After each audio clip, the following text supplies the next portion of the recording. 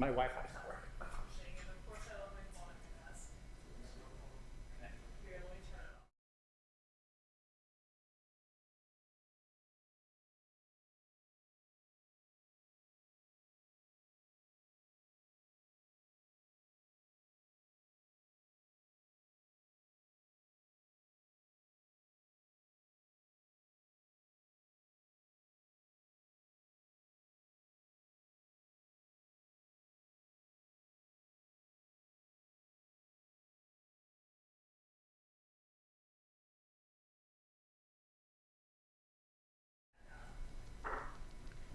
Testing 1 2 3. Testing 1 2 3. This is a test to the Seventh Circuit Court of Appeals. Testing 1 2 3.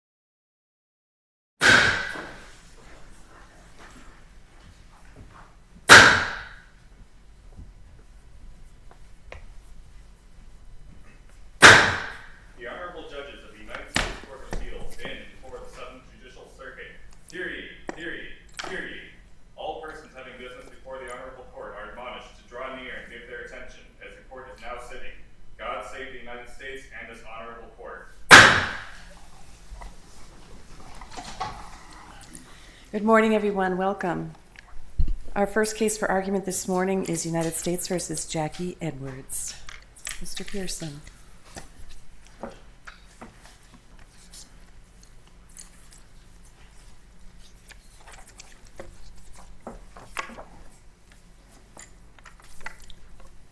Good morning, and may it please the court. My name is Tyler Pearson, and I represent the appellant cross appellee, Mr. Jackie Edwards, in this matter. Your Honors, we are here today to ask this court to reverse the district court's decisions on Mr. Edwards' motion to suppress evidence, motion for judgment of acquittal, and motion for new trial. The district court's decision regarding Mr. Edwards' motion to suppress evidence was incorrect for 3 reasons. First, the November 15, 2017 seizure and subsequent search and arrest of Mr. Edwards was not merely a Terry stop, it was an arrest from the outset. Second, no probable cause existed to support the warrantless seizure and subsequent search and arrest of Mr. Edwards.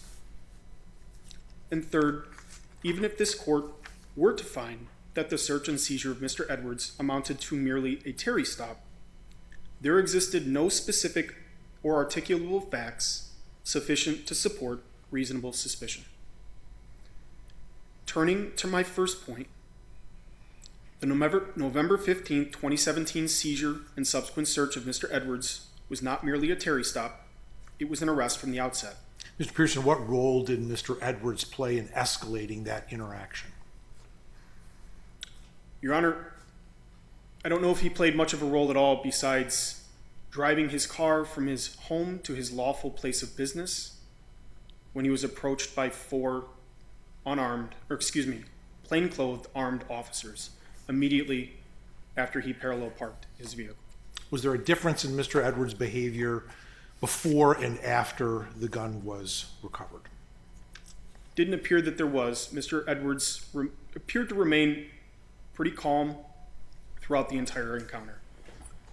Mr. Edwards inquired many times why he was being stopped.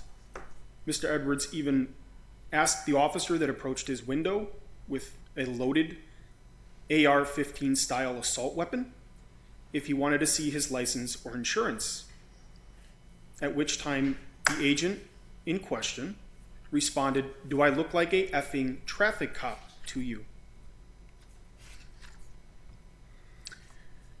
In United States versus Boris, this court held that relevant factors in determining whether a reasonable person would feel free to leave include the conduct of the police, the person of the individual citizen, and the physical surroundings of the encounter.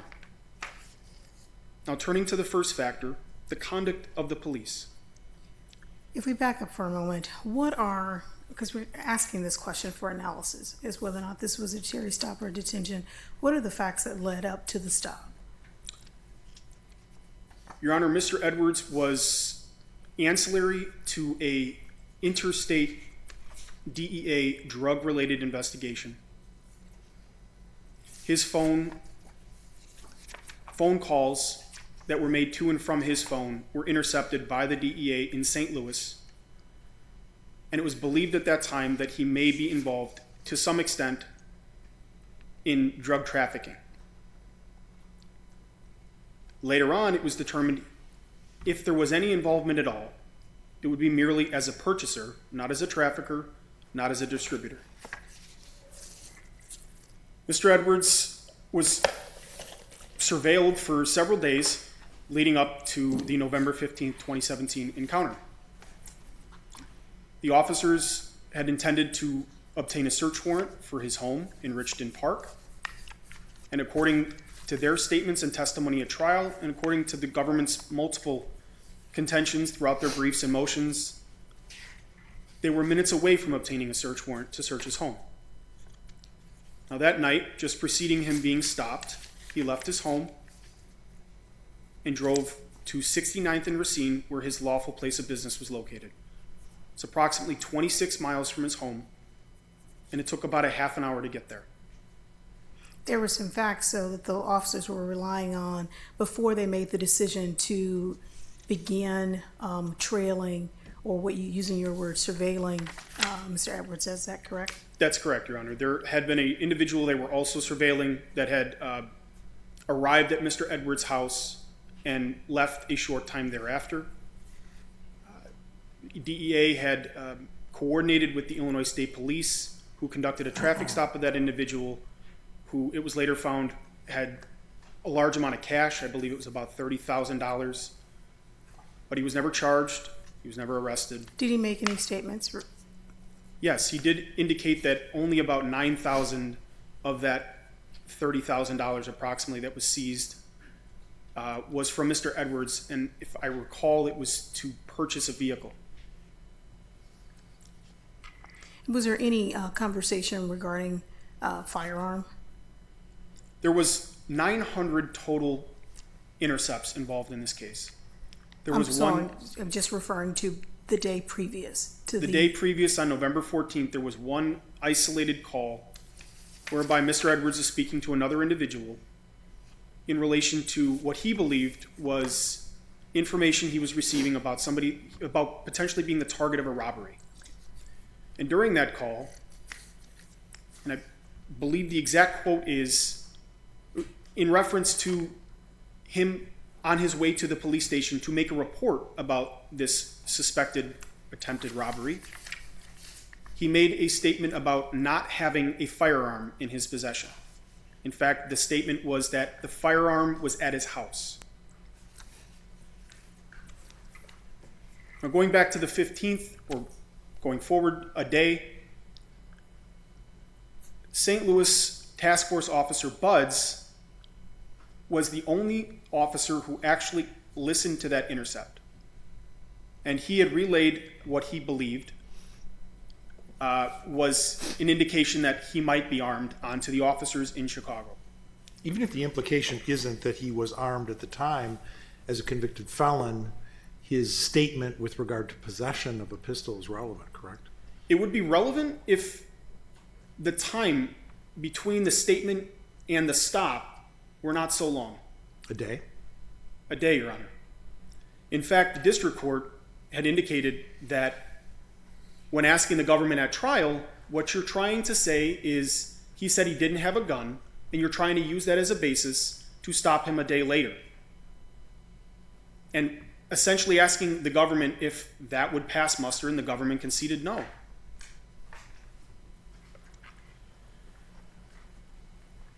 And the statement wasn't that he had a firearm, Your Honor, and I think that is what this case turns on. It wasn't a statement inculpating himself. If anything, it was exculpating himself.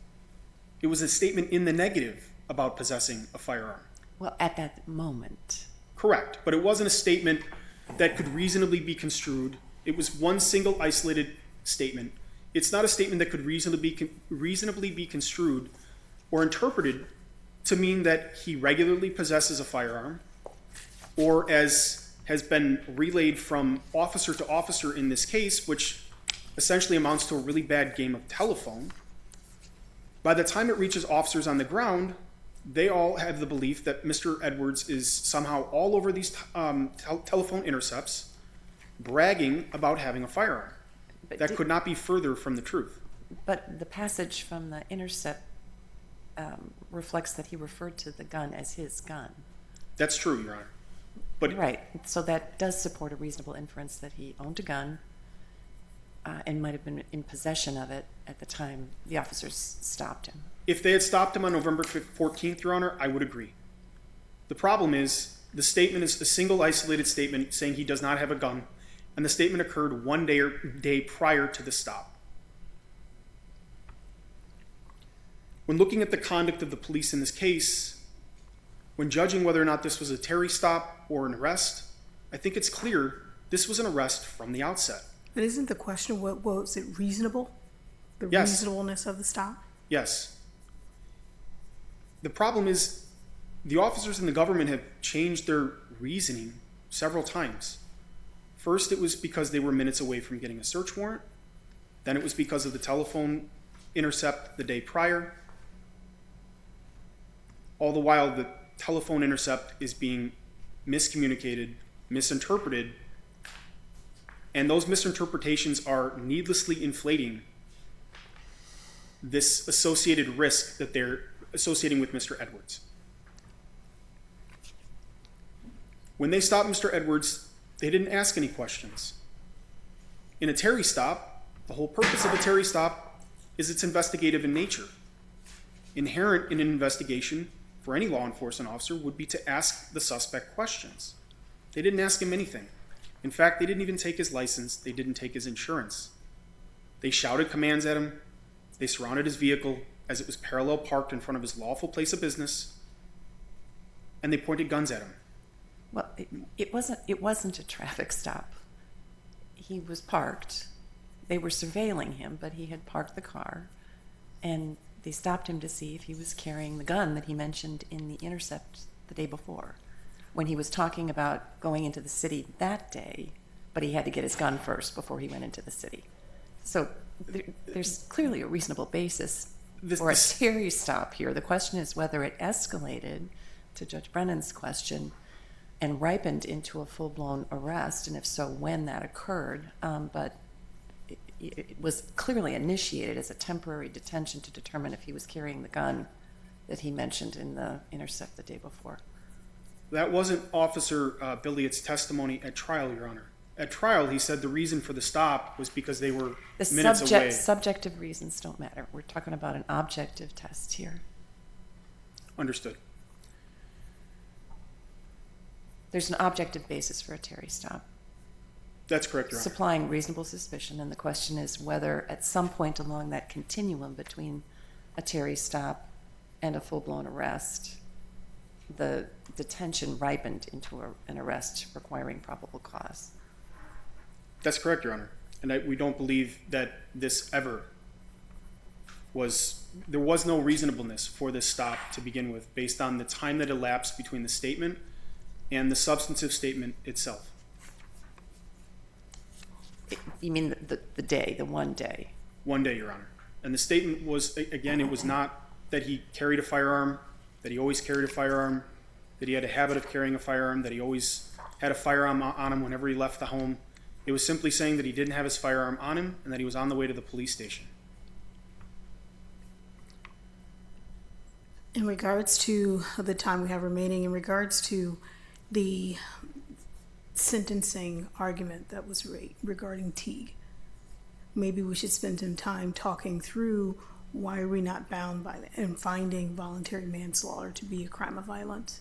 Your Honor, I am very interested in discussing that. I do want to reserve the remaining time that I do have for rebuttal, and I have every intention of addressing that on rebuttal. Thank you. All right, thank you. Mr. Erskine?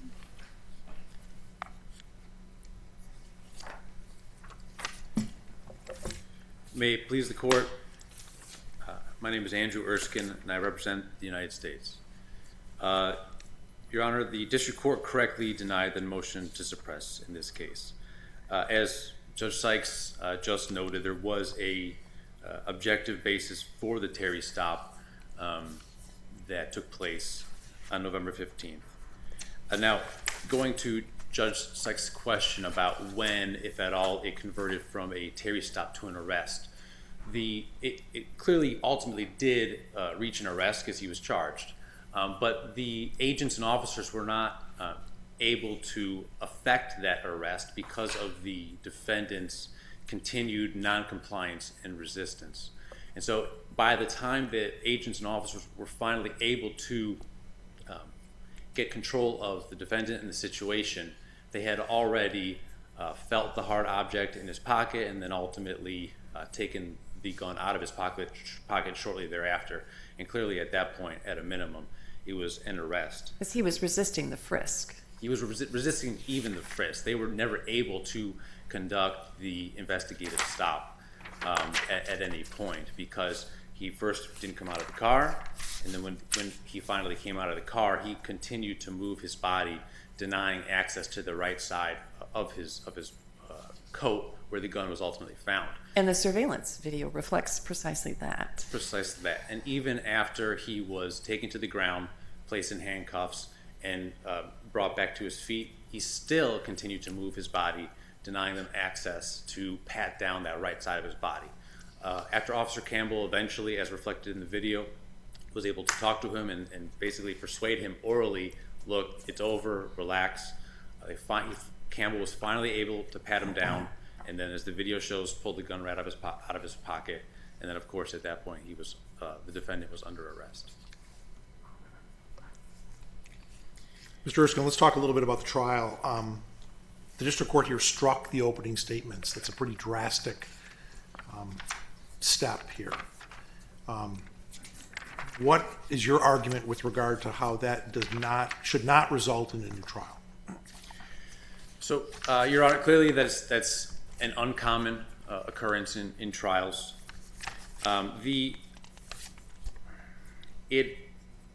So, of course, opening statements are not evidence. All the points that the defense wanted to make and did make during the opening statement, they made fully during the closing summation, pointing to the evidence that had actually been admitted. In this case, it's critical to keep in mind that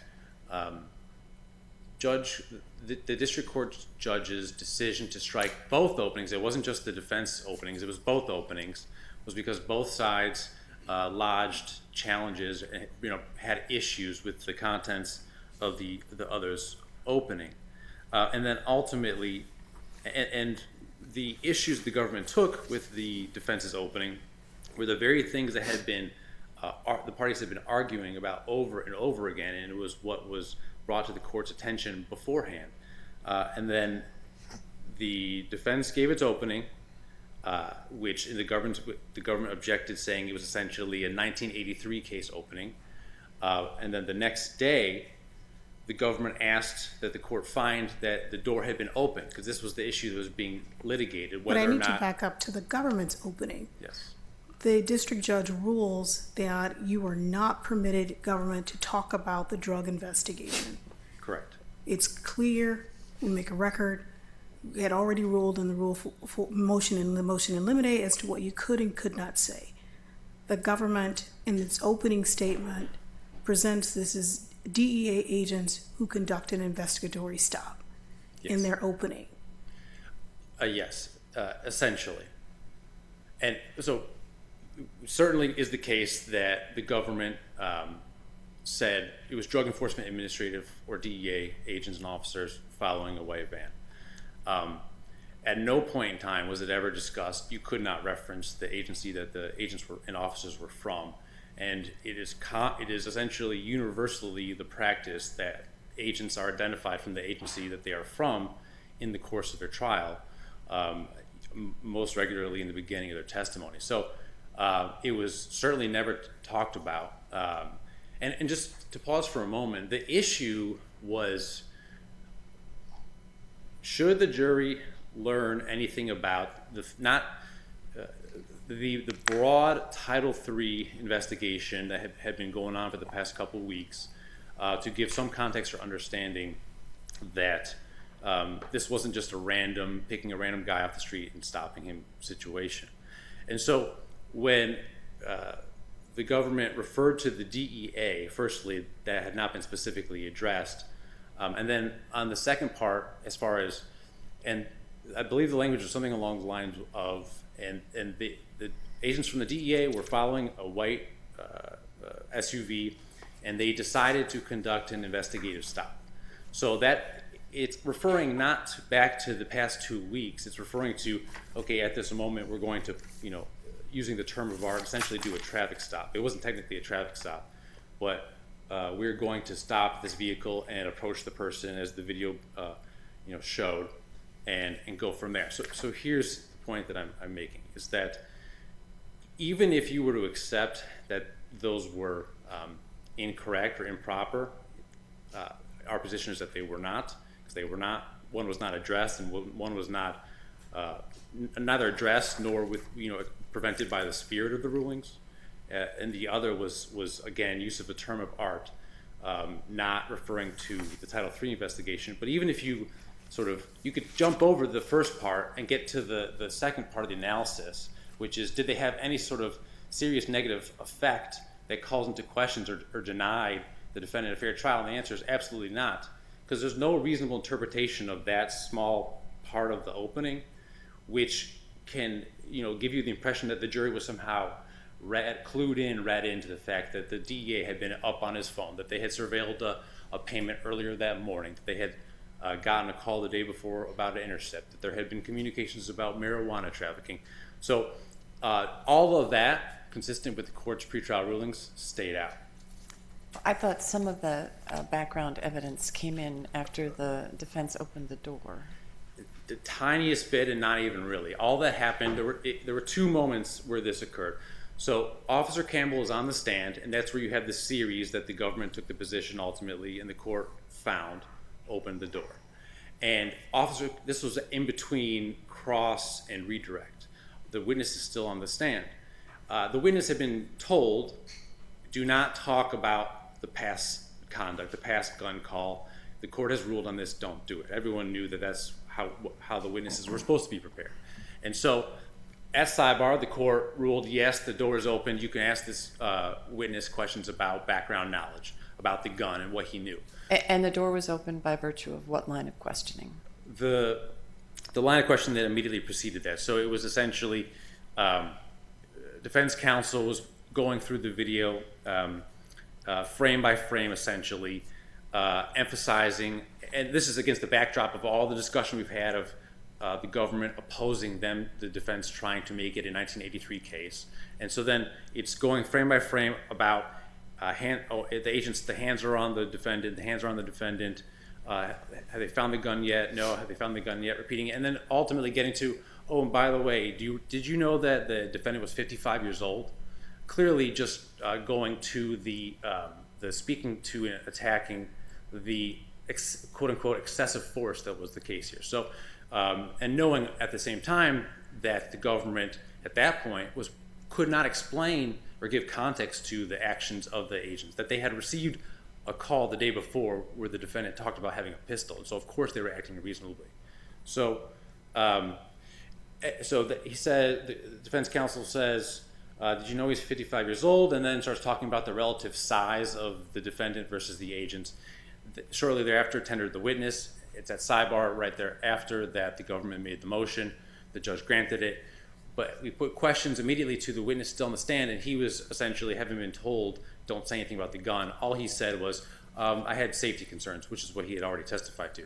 Fast forward to the end of the government's case in chief, the government was allowed to call the case agent, Yola Leck. That's the co-case agent. She's one of the exactly. But she was sitting at counsel table. And in a very sort of scripted fashion, before she took the stand, we all were working together on the precise language. She testified only that she was one of the case agents in the case. It's the responsibility, one of the responsibilities of the case agent is to be a clearinghouse of information. And on the day in question, she told the agents that the defendant might be armed.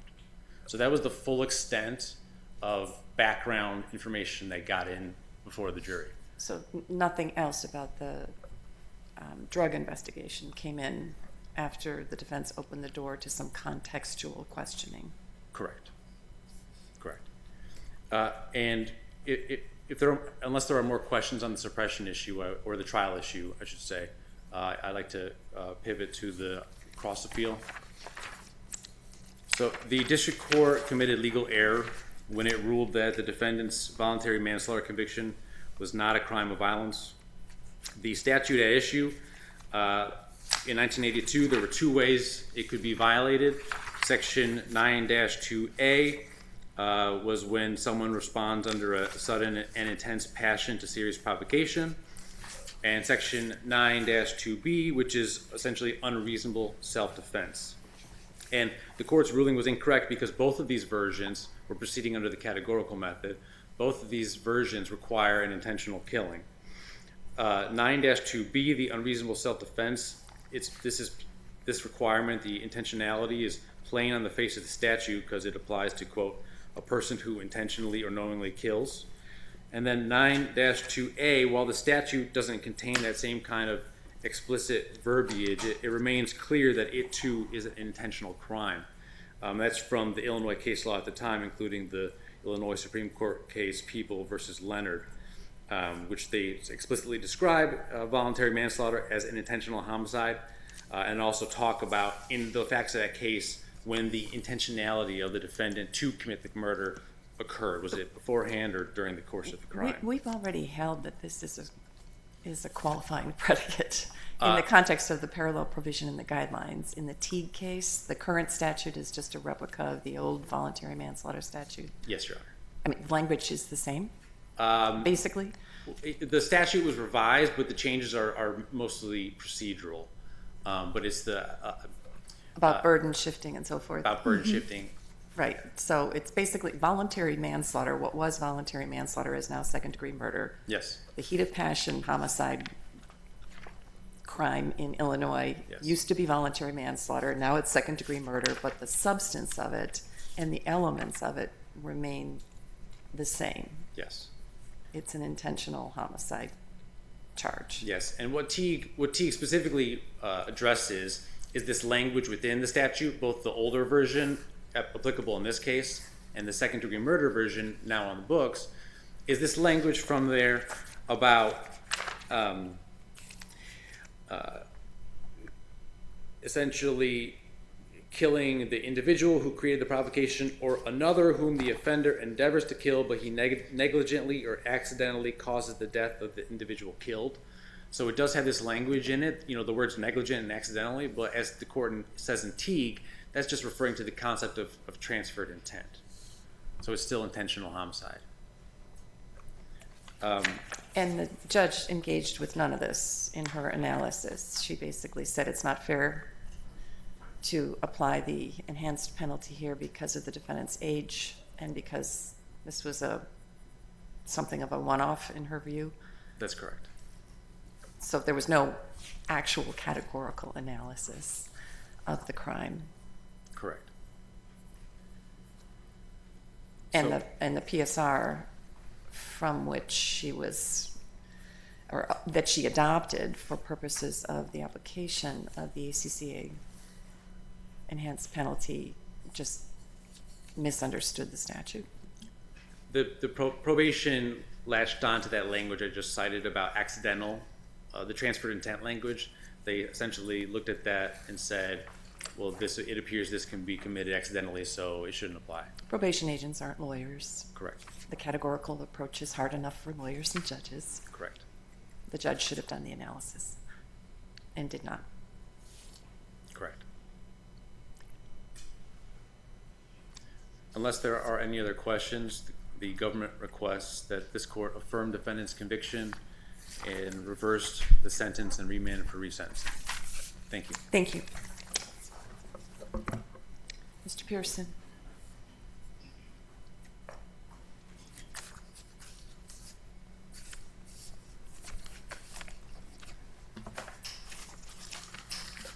Mr. Pearson, can we start kind of where we stopped with the line of questioning regarding Teague? Yes, Your Honor. That case, interpreting almost an identically worded statute, rejected your argument as to why voluntary manslaughter is not a crime of violence. It did, Your Honor. However, it did address the Illinois statute as second-degree murder. Mr. Edwards was, when the date of his conviction, the voluntary manslaughter was still enacted. And going back to the categorical approach, under that approach, the facts of a given case are irrelevant. And as Judge Sykes rightly pointed out, that and the government rightly pointed out, that probation latched on to the negligence language in the elements of the voluntary manslaughter statute. And when you look at the intent behind ACCA, in Borden versus United States, and I quote, Congress enacted the Armed Career Criminal Act, as its full name makes clear, to address the special danger associated with armed career criminals in recognition that a small percentage of repeat offenders commit a large percent of all violent crimes. Mr. Edwards was 55 years old at the time of this conviction. Besides this decades-old voluntary manslaughter conviction, Mr. Edwards doesn't have a violent history or a violent background. Given his age, given the age of the conviction, given the circumstances of this case, That's not how the categorical approach works. It's a legal inquiry, not a factual inquiry into the defendant's particulars. understood. And the I'm statute, not hearing a legal argument. the statute for which Mr. Edwards was convicted under was prior to Teague. Teague did not address the Illinois voluntary manslaughter statute at the time it addressed the second-degree It's the manslaughter. same in substance, is it not? It is the same in substance. The elements are the same. The elements are largely the same. But in essence, the government is asking this court to ignore the intent of the Illinois legislature, and including the Supreme Court. And in United States, or Johnson versus United States, the Supreme Court has deemed the violent felony portion of ACCA to be unconstitutionally vague. Not the section at issue here. Understood. Then why are you raising that argument? Mr. Edwards is not a armed career criminal under this act. And right, for thank these you. reasons, we would ask that you affirm the district court's ruling with regard to Mr. Edwards' sentencing, and we would ask that you reverse the district court's ruling on the motion to suppress evidence. Thank you. All right, thank you very much. Our thanks to both counsel. The case is taken under advisement, and we'll move to our second case this morning. Celinda Scott versus the University of Chicago Medical Center.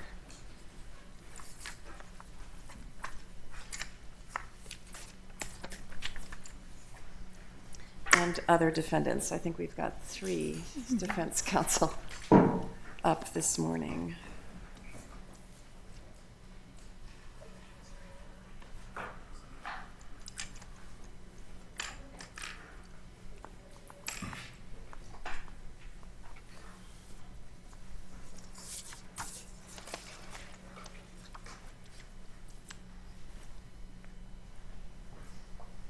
Mr. Dvorak.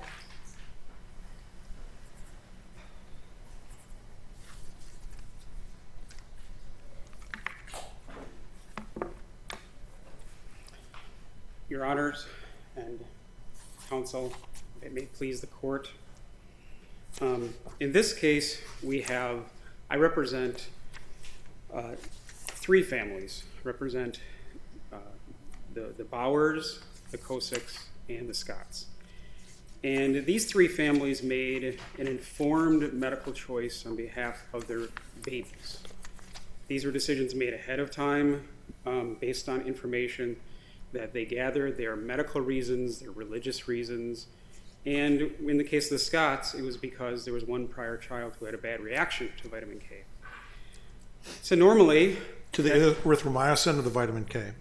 To the vitamin K, I believe, although there's a different client who had a prior reaction to the erythromycin. So either way, I mean, these are, if you look at the FDA black box warning, there is a risk to having a vitamin K shot. And obviously there's a risk in refusing the vitamin K shot. But these are classic medical choices that parents make. It's as long of a tradition under substance due process as exists. It's literally the most cherished right that we have in this country. Now, DCFS, at the urging of medical defendants, many medical defendants, but including these defendants, or these hospitals at least, usurped this role of the parent. And again, under substance due process, the parents are presumed to act in the best interest of the child. Instead, DCFS wanted not a law, not something that would go through the legislature, but they wanted DCFS to take their Procedures 300, Section 8H, which was only an internal policy. Looking at the 1983 section in 1983, what evidence do we have that would characterize any of these defendants as state actors? Well, jumping ahead, Your Honor, to that basic question. So I think, first of all, we have to look at the liberal pleading standard, okay? So plausibility is the only standard that we have to meet. Second of all, I think we have to look at the case law on color of law, because in particular, the color of law analysis requires an extremely fact-intensive analysis. It requires a functional analysis, and the plain language of Section 1983 also supports our position because it says any person, as the Supreme Court has said, literally anyone can be a state actor if they act under color of law. However, the case law provides for these groupings that we've got to look to. And in some of these, for example, the conspiracy one, that conspiracy, for that conspiracy requirement to be satisfied, there would have to be some type of an agreement between the actors. Here, I think it's the case that the Section H had already been changed by the time before you're saying that the agreement took place. Can you address that? Yes, Your Honor. So Section 8 was in existence only as an internal policy within DCFS, okay? And what was happening is that DCFS was not agreeing to get the backs of the hospital, so to speak, and investigate these parents for per se refusals. This is not based on any neglect issues or anything wrong with these particular babies. They wanted a per se policy that every single baby in Illinois, every healthy baby, must receive this shot no matter if the parents agree or not. They wanted to keep it secret. They wanted to make it only among the hospitals, and they wanted to make sure that the parents had no choice. Once a woman is pregnant, getting ready to have the baby, there is, in reality, no choice. I mean, you are going to do what the doctors say. The only relief would be if you call the police, which actually happened twice in this case. It's a pretty extraordinary thing that happened in this case, that there were two parents who had to go to the resort of actually calling the Chicago police to prevent the hospitals from infringing on their constitutional rights. And the policy arguments obviously resulted in this vacillation in whether or not it applies. But Judge Pryor's question goes to the state action component. Correct. Could you address that? Correct. So, and ultimately, remember, there's been various tests, throughout the history of the court and the Seventh Circuit. But the latest pronouncement that really addressed this was Rodriguez. And in Rodriguez, it was very clear that even though this court said there are these 4 tests, it didn't apply any of them. Should it only be applied to the prisoner context, Rodriguez? No, I think it can be applied outside the prisoner context. It never said that it was applied outside the prisoner context. Other lower district courts have interpreted it. So, they're split on the issue, but there are courts that have interpreted otherwise. And there's nothing about the legislative background of Section 1983 or the plain language that says this Rodriguez, call it a test, whatever, is only applies to prisoners. I think ultimately, what I think the defendants did and the lower court did was they jumped right to the tests, okay? When really the number one thing that this court has to do is answer the ultimate question of whether the conduct, not the status, the conduct of the person acting under that state statute, regulation, guideline, etc., can be fairly attributable to the state. And they ignore that basic question. If a doctor was to not have the DCFS to get their back, so to speak, it would literally be kidnapping. There is no way a doctor can just decide to give... What's the limiting principle on your theory of state action here? If accepted, it would turn every mandatory reporter in a child abuse or neglect situation into a state actor, if taken to its logical conclusion. I don't see any limiting principle on your theory of state action. Chief Judge Sykes, there is a limiting principle, because we're not trying to say that color of law is based on reporting neglect. What we're trying to say is that these particular hospitals, medical defendants, etc., purposefully worked with DCFS officials, who, by the way, consulted legal and told them this is illegal, and they did it anyway. They purposefully came up with this Section H policy, not a state law or regulation, to cover their actions, to make the choices that doctors wanted Not to in make. this particular case or these particular cases.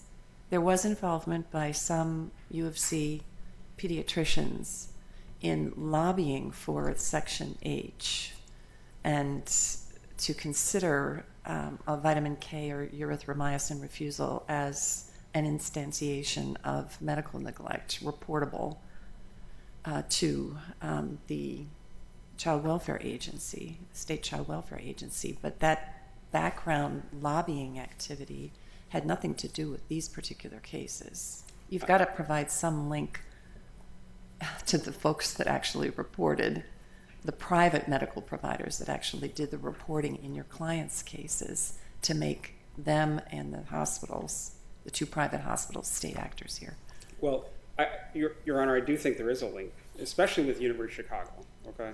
Because these were Drs. Glick and Dr. Jodis, and they had these dual roles as a DCFS advisor and as the DCFS medical director, also advocating for this policy that they were told is illegal, so that University of Chicago itself, this is where Monell comes in, where the University of Chicago can have this policy. So that is part one, by the way, of the color of law. The part two would be... Would immunity not cover those actions? No, because, Your Honor, this court has already ruled that private actors are not allowed to invoke qualified immunity. And the defense never raised a good faith argument in the courts at all. And it wouldn't apply anyway, given the facts of this case. Part two of this, whether it's connected to the earlier implementation, and again, I wouldn't call it lobbying, because if you want to lobby something, you go to the legislature. You pass a law. This is a regulatory issue. So you lobby the regulators, not the legislature. And that's what was going on in the background, but there's no link between that and what happened in your clients' cases. But, Your Honor, regulators must actually follow regulation law, okay?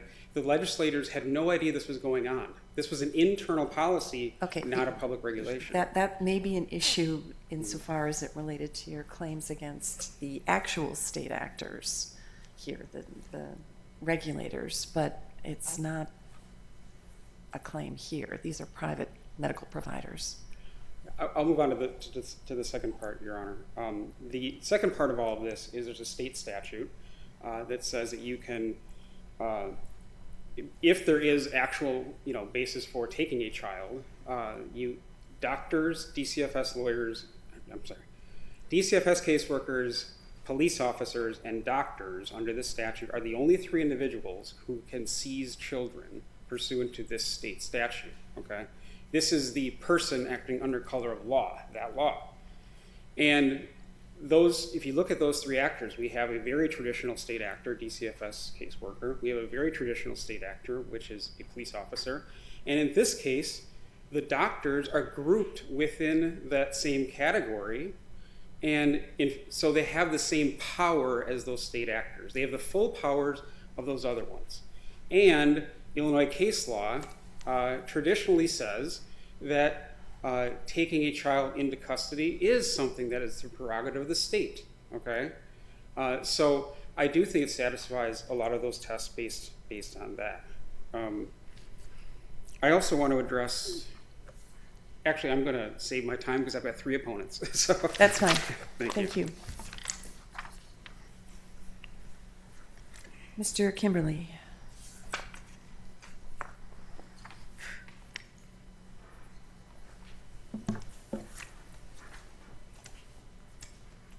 Thank you, Chief Judge Sykes. May it please the court, my name is Michael Kimberly.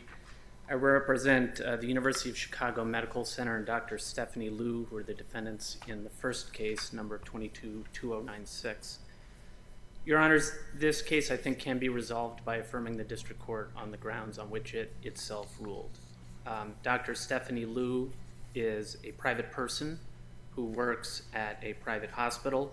She was not acting under color of law in any of her interactions with the Scotts shortly after the birth of their child, baby A. She accordingly can't be liable for constitutional torts under Section 1983.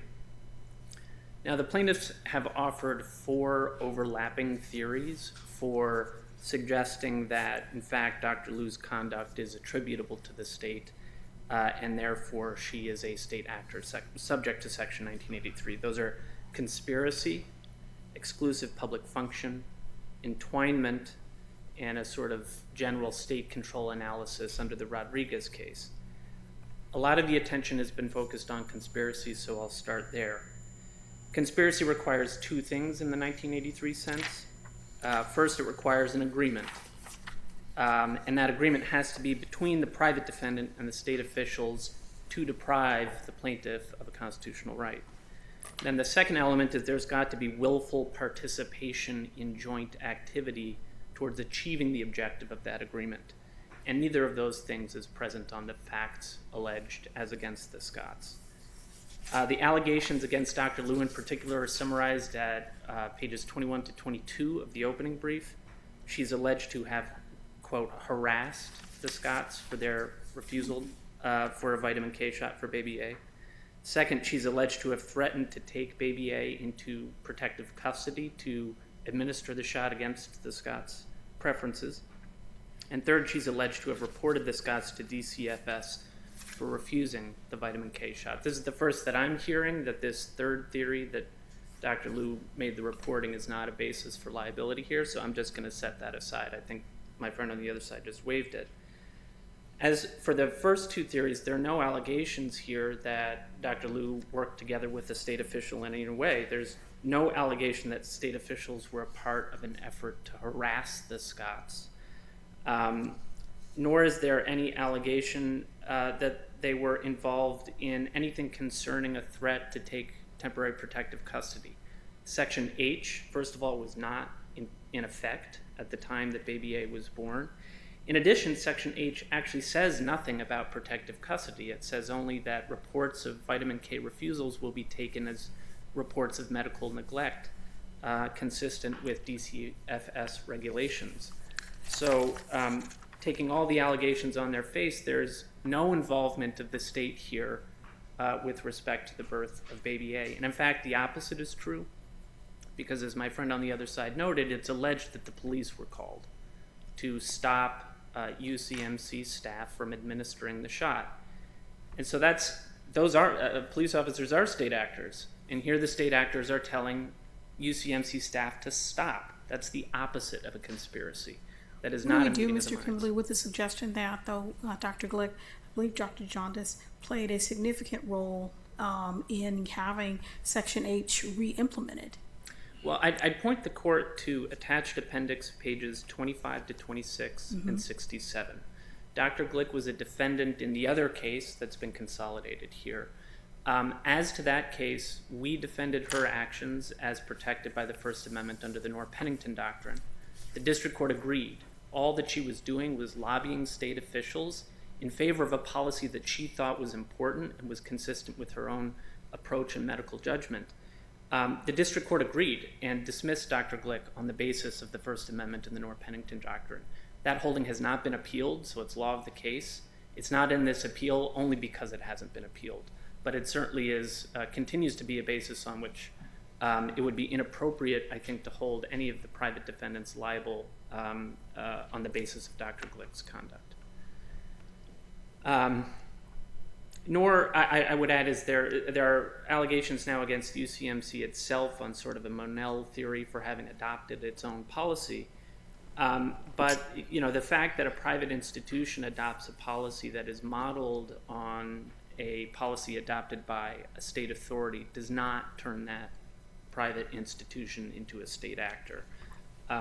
My friends on the other side have not pointed to any authority to suggest otherwise, and I think, indeed, Lugar makes, the Supreme Court's decision in Lugar makes a contrary decision impossible. There, the court said that a private actor doesn't transform into a state actor merely because, quote, it's seeking to rely on some state rule governing its interactions with others. Now, the Scotts have alternatively alleged, both in the presentation here and at page 12 of the reply brief, that UCMC required Section H to give it cover, but one, that doesn't, again, support a conspiracy theory because it's not coercion. Cover is not coercion. But beyond that, it just isn't true. Illinois statutory law specifies that vitamin K must be administered.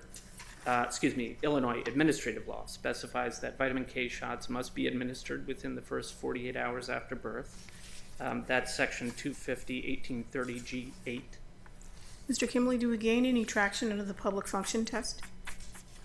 I don't think so, Your Honor, because my friends on the other side, I don't think have identified any exclusive public function that would qualify under the Supreme Court's cases in this respect. I think, as I understand it from the reply brief, their latest theory is that taking temporary protective custody of children to prevent medical neglect is a public function. If it is a public function within the meaning of the court's cases, it obviously is not an exclusive public function because it's one that private doctors are authorized by law to undertake themselves, as are, I might add, family members and other private actors. So it doesn't satisfy the exclusivity requirement, nor does it satisfy the sort of general requirement that the function be ongoing. You know, the sorts of cases where public function have been satisfied is where private entities are running towns or establishing and running entire public parks. And that just isn't the kind of function that we have at issue here. See, my time has expired. If there are no further questions. Thank you. Thank you.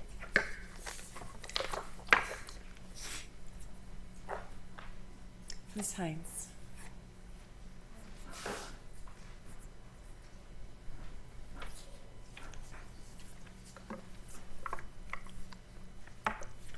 May it please the court, Aaron Bowen-Hines on behalf of Appellees, the Silver Cross Hospital and Medical Centers, and Monica Kozuch, who is a registered nurse and an employee of Silver Cross Hospital.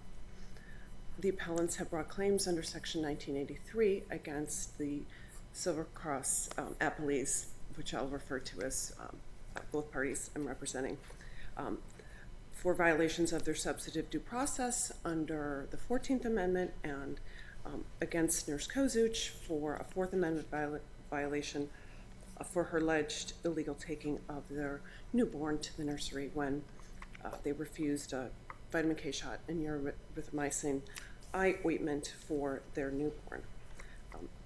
To state a claim under 1983, we need a dual showing of an infringement of constitutional right and that the party charged was acting under color of state law. The Silver Cross appellees are private actors and qualify as state actors under very limited circumstances. The appellants advanced a single cognizable theory under which the Silver Cross appellees acted under color of state law, and that is joint action. To plausibly state a joint action claim, a plaintiff must show that an official and a private individual reached an understanding to deprive the plaintiff of their constitutional right and that the individual was a willful participant in the joint activity with the state. Now, the correct pleading standard for this in this circuit requires allegations of a meeting of the minds. It's not sufficient to allege that the private actors and the state actors acted in concert or with a common goal, and that's the Tarkowski case. And nor are conclusory legal statements sufficient to support the meeting of the minds, and that is the Spiegel case. The question here is whether appellants plausibly alleged more than conclusory legal allegations that there was a conspiracy between Silver Cross and DCFS to create a policy based on Section H in order to deprive the constitutional rights of the appellants for their refusal to accept a vitamin K shot and erythromycin eye ointment for their newborns. The appellants have failed to do so. The allegations to support this conspiracy boil down to, in a very lengthy complaint, to the allegation that in October 2019, DCFS sent an email to the Perinatal Advisory Committee of the Illinois Department of Health the leadership stating, "We are asking hospitals to report the refusal of medical neglect." Appellants then allege, upon information and belief, this email was circulated to Illinois hospitals. Based on these allegations, appellants jump to the conclusion that Silver Cross reached an agreement with DCF to create a policy to deprive the appellants of their constitutional rights. These allegations are insufficient under the pleading standards in this circuit to state a claim for state action on behalf of the Silver Cross appellees. They've also asserted a claim for respondeat superior liability to Silver Cross for the constitutional violations of its employees. And in this circuit, private corporations are not liable for those violations, and that's under Iskander and the Shields case. And because under a Monell theory, it requires... Should the court take the opportunity to reconsider Iskander? No. First of all, appellants did not articulate why they should. And in addition to that, the concern that was raised in Shields was specific to the growing privatization of third-party medical contracting for inmates. And it's an issue that is completely distinct from this case, and it doesn't raise an issue to reconsider that holding. Wouldn't we also need a predicate basis for finding one of the employees liable as a state actor? Yes. Before we would get to any possible reconsideration of Iskander. That's correct, and we haven't even gotten to that because we haven't gotten over the first step. None of your hospital clients' employees lobbied the regulators to change Section H. There's no allegation of that. Okay. Thank you. Thank you. Mr. Comer.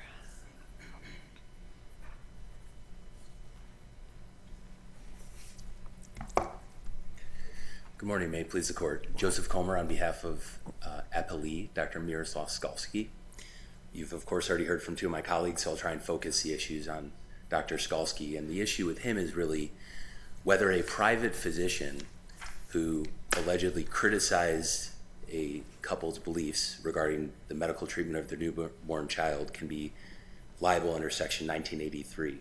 And the answer clearly is that he cannot.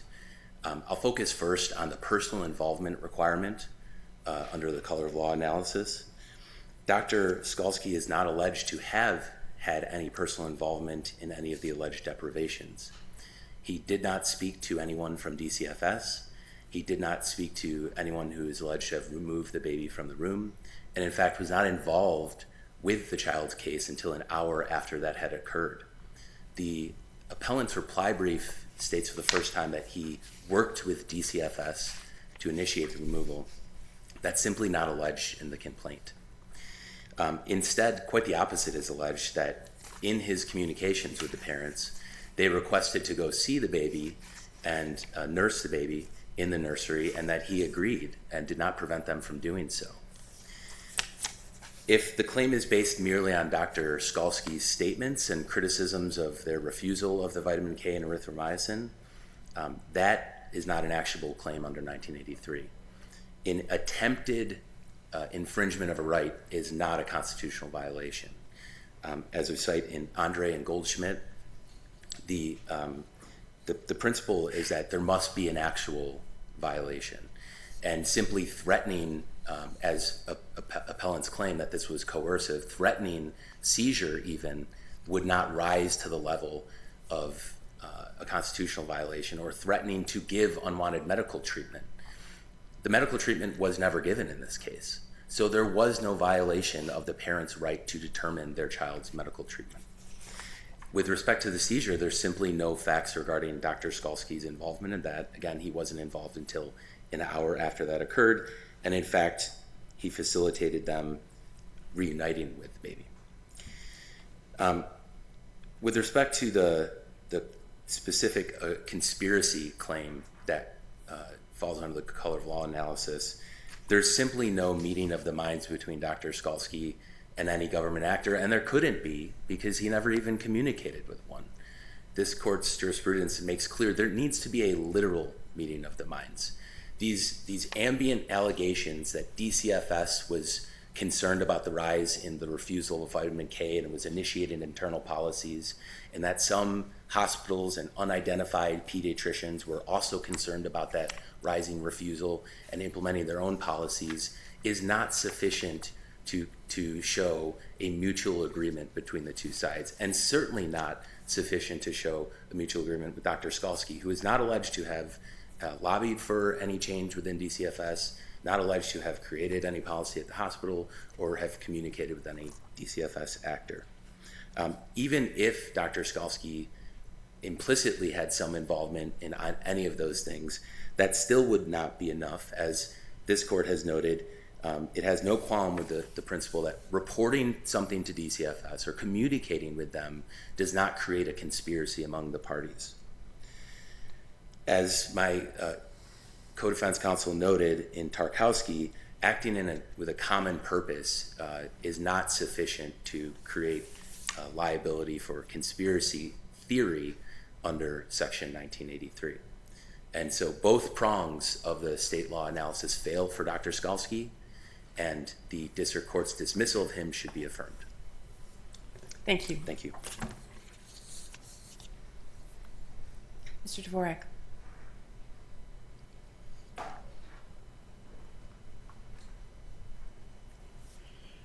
Your Honors, I'd like to address the issue of whether or not this hospital licensing regulation required the giving of vitamin K over the express wishes of the parents. I think clearly that is not the case, because, I mean, just as if, you know, there's ethical regulations for lawyers that say you have to act in the best interest of your client. But that doesn't mean that I can, you know, tell my client to go to trial when he wants to plead guilty. I mean, these are just regulations that obviously are not going to supersede the parents' express wishes. And the reason that's important also is because of there really was no regulation that they were following under Lugar, because this hospital licensing regulation is not a regulation that would supersede the express wishes of the parents. And as far as Section H itself, once again, it was not subject to any sort of public scrutiny whatsoever, and DCFS knew it was illegal and told the defendants that it was illegal. This was merely an internal policy. Now, we talk about the meeting of the minds, because that has come up many times. Okay, the meeting of the minds is that, remember, this DCFS policy existed in 2015, but it wasn't good enough for the doctors and the hospitals. They needed their cover to do what they wanted. So the agreement is to take that policy to the hospitals to allow them to, and the email made that explicit, you should now consider every single refusal to be medical neglect. So, and the implementation, and so the policy was needed for that, and then you have the hospitals creating their own policy to mirror question, that. how did it exchange from lobbying for a position to that of acting under the color of state law? Because the only way to justify the taking of children for absolutely no reason whatsoever and forcibly giving them medication is if they have the official stamp of approval from DCFS. They explicitly said that in the meetings, that that's why we need this.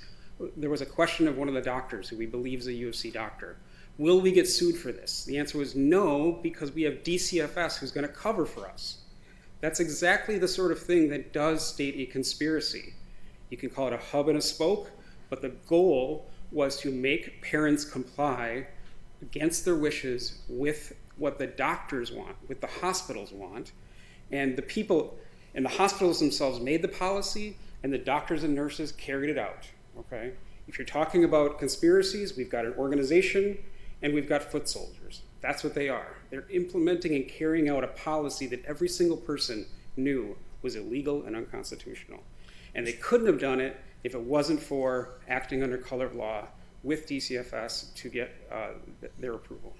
Mr. Dvorak, what percentage or portion of this entire litigation has been settled or dismissed? Well, anything against DCFS has been settled, except we do have 2 pending cases in the lower court. It does say acting, if agents and employees, which obviously makes Drs. Glick and Jodis well, we didn't sue Dr. Jaudas because she died because of litigation, and there was reasons why we didn't. But Dr. Glick, to the extent that she was working as a DCFS employee, that would have been settled. So what we have here is her working on behalf of the hospital, because clearly she was working on behalf of the hospital, and the hospital itself then implemented its own policy. Finally, I should also,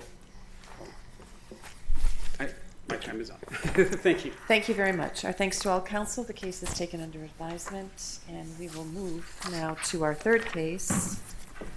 This morning, John Andren versus the Broiler Chicken Antitrust End User Consumer Plaintiff Class.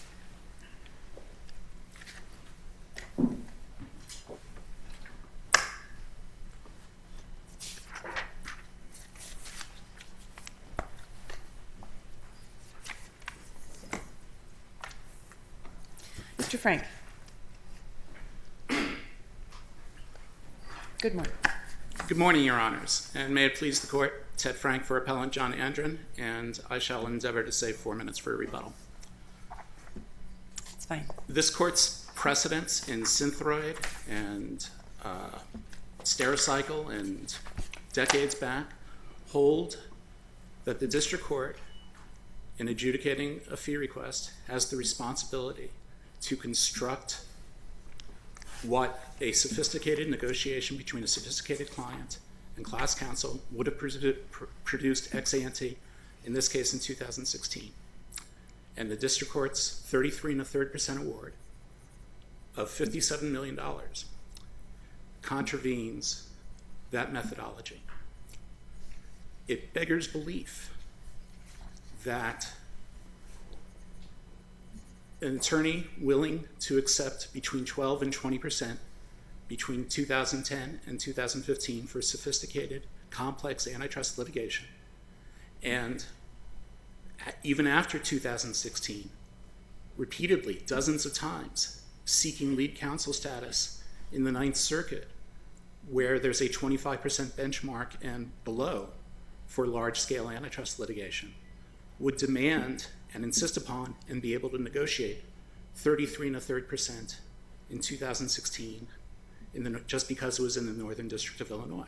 This Court holds that it's a national antitrust market. And if at the margin, class counsel is willing to accept 25%, 20%, 12%, it makes no sense to award 33 1/3% under this Court's market mimicking approach. It's the same sort of reversible error that was committed in Stericycle, where the District Court failed to adequately consider evidence of ex ante negotiations. Well, I think in this case, distinct from Stericycle, the judge did consider it, but didn't give it a lot of weight in the discretionary decision about whether to adopt the 33% flat fee as opposed to the declining marginal rate that had some historical relevance. I mean, that's my reading of Judge Durkin's order here. He took account of the arguments. His methodology in terms of, walking through the order of battle here was correct. It's a question of his exercise of discretion and the weight that he put on the different inputs into the decision. Well, whether you call it a question of law or a question of discretion, the reasoning he gives is just simply erroneous. He disregards the bids from 2010 through 2015 because he says it's too old to consider for a 2016 ex ante consideration, except we don't even know that he was looking at it in 2016 because he never says that that's what he's doing. He might have considered it too old relative to 2022, but that's not ex ante, that's ex post. The District Court also said, I'm not going to consider these Ninth Circuit awards because they're the Ninth Circuit and they have a 25% benchmark, and that's not this court's market mimicking jurisprudence. But that's exactly backwards. Market mimicking would say, if you're willing to accept 25% in the Ninth Circuit, there's no reason not to accept 25% in the Seventh Circuit unless you can show some sort of evidence that these cases are materially different. And yes, class counsel says, those are different cases and different jurisdictions, but it's not enough to assert that ipse dixit. All old bids are going to be different cases. you have to be able to say, look, chicken is considerably more risky and complex than an international litigation over lithium batteries that are in dozens of different products. And the reason they didn't make that argument is because it's laughable on its face. They just simply asserted that's different, so you shouldn't consider it. And the judge said, that's different, so I won't consider it. It's too old. It's the Ninth Circuit. It's a declining marginal rate. And the Seventh Circuit rejects declining marginal rates, which, again, is false. So the district court made many legal errors. There's no negotiated fee agreement in this case. That's correct. The district court did consider the risk of the litigation, the work that counsel had put in, where the case was at the time that it settled, after it had gotten through a motion to dismiss, considered the summary judgment was forthcoming and it was not a foregone conclusion as to what would happen. Looking at the analysis of the district court, why would that not be sufficient to justify the discretionary determination of the flat rate? That would be sufficient in many other circuits. It's not sufficient here where the court requires a market mimicking approach. It has to look at what a sophisticated client would agree to in advance of the litigation.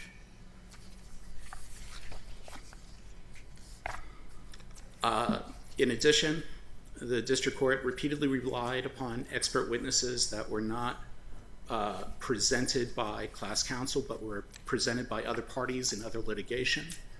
Without notice to the class members in this case. We made a motion to the court saying, we made a filing with the court saying, don't consider these experts, but if you are going to consider them, give us notice so that we have a chance to conduct discovery on the experts or otherwise respond to them. Why was that done in a declaration and not a motion? It was premature to do it as a motion, right? We were not, the district court did not say, I am going to consider these experts. As a belt and suspenders measure, we saw, wait a second, 20 days after our objection, the district court issued an order relying on these expert witnesses. And maybe he's going to do it here. Maybe he's going to follow the rules of party presentment, and since class counsel didn't have an expert witness, not rely on experts.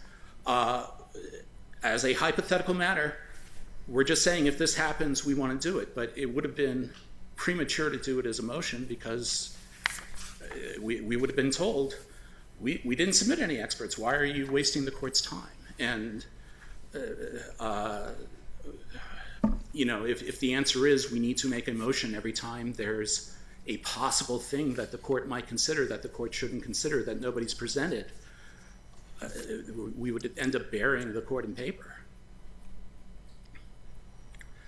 Rule 23H and Redmond require that parties have notice of the basis for the fee award, and at a minimum, Andrew didn't get that basis because the district court relied so heavily on those experts, which, as we discussed in our papers, were relying themselves on a completely false factual record.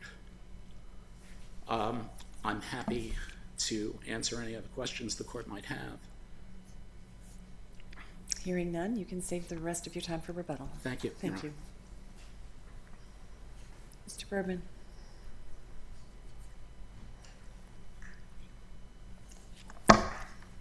Good morning, Your Honor. Steve Berman on behalf of the class in this case. We believe the decision should be affirmed in all aspects.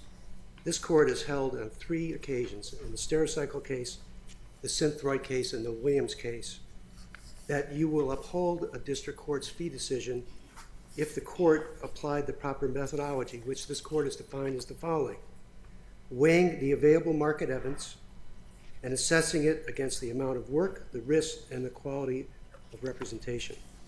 That's what Judge Durkin did. So he followed this court's methodology, and the issue is, did he abuse his discretion, having followed the methodology? And we submit he did not. Look what he did. First, following this court's mandate, he took a look at the risks and the quality of counsel. And he found that the risks in this case were extraordinary. Extraordinary. And that hasn't been attacked by the appellant. It can't be. He has no facts to suggest otherwise. Judge Durkin found that our effort and work product in this case was, quote, exemplary. That's at page 8 of his opinion. So he made those findings, and then he sat down to do the very task that this court instructed him to do. What would a client have negotiated for if he was hiring a highly competent, exemplary lawyer in a high-risk case? That's what Judge Durkin set out to answer. And how did he do that? He did it the exact way this court instructed him to do it. First, he looked at fee agreements in this district, and he found most persuasive to him, the most persuasive fact, was the fact that all cases in this court, antitrust cases now, we're not talking about securities cases or Telephone Protection Act cases, which are far less risky.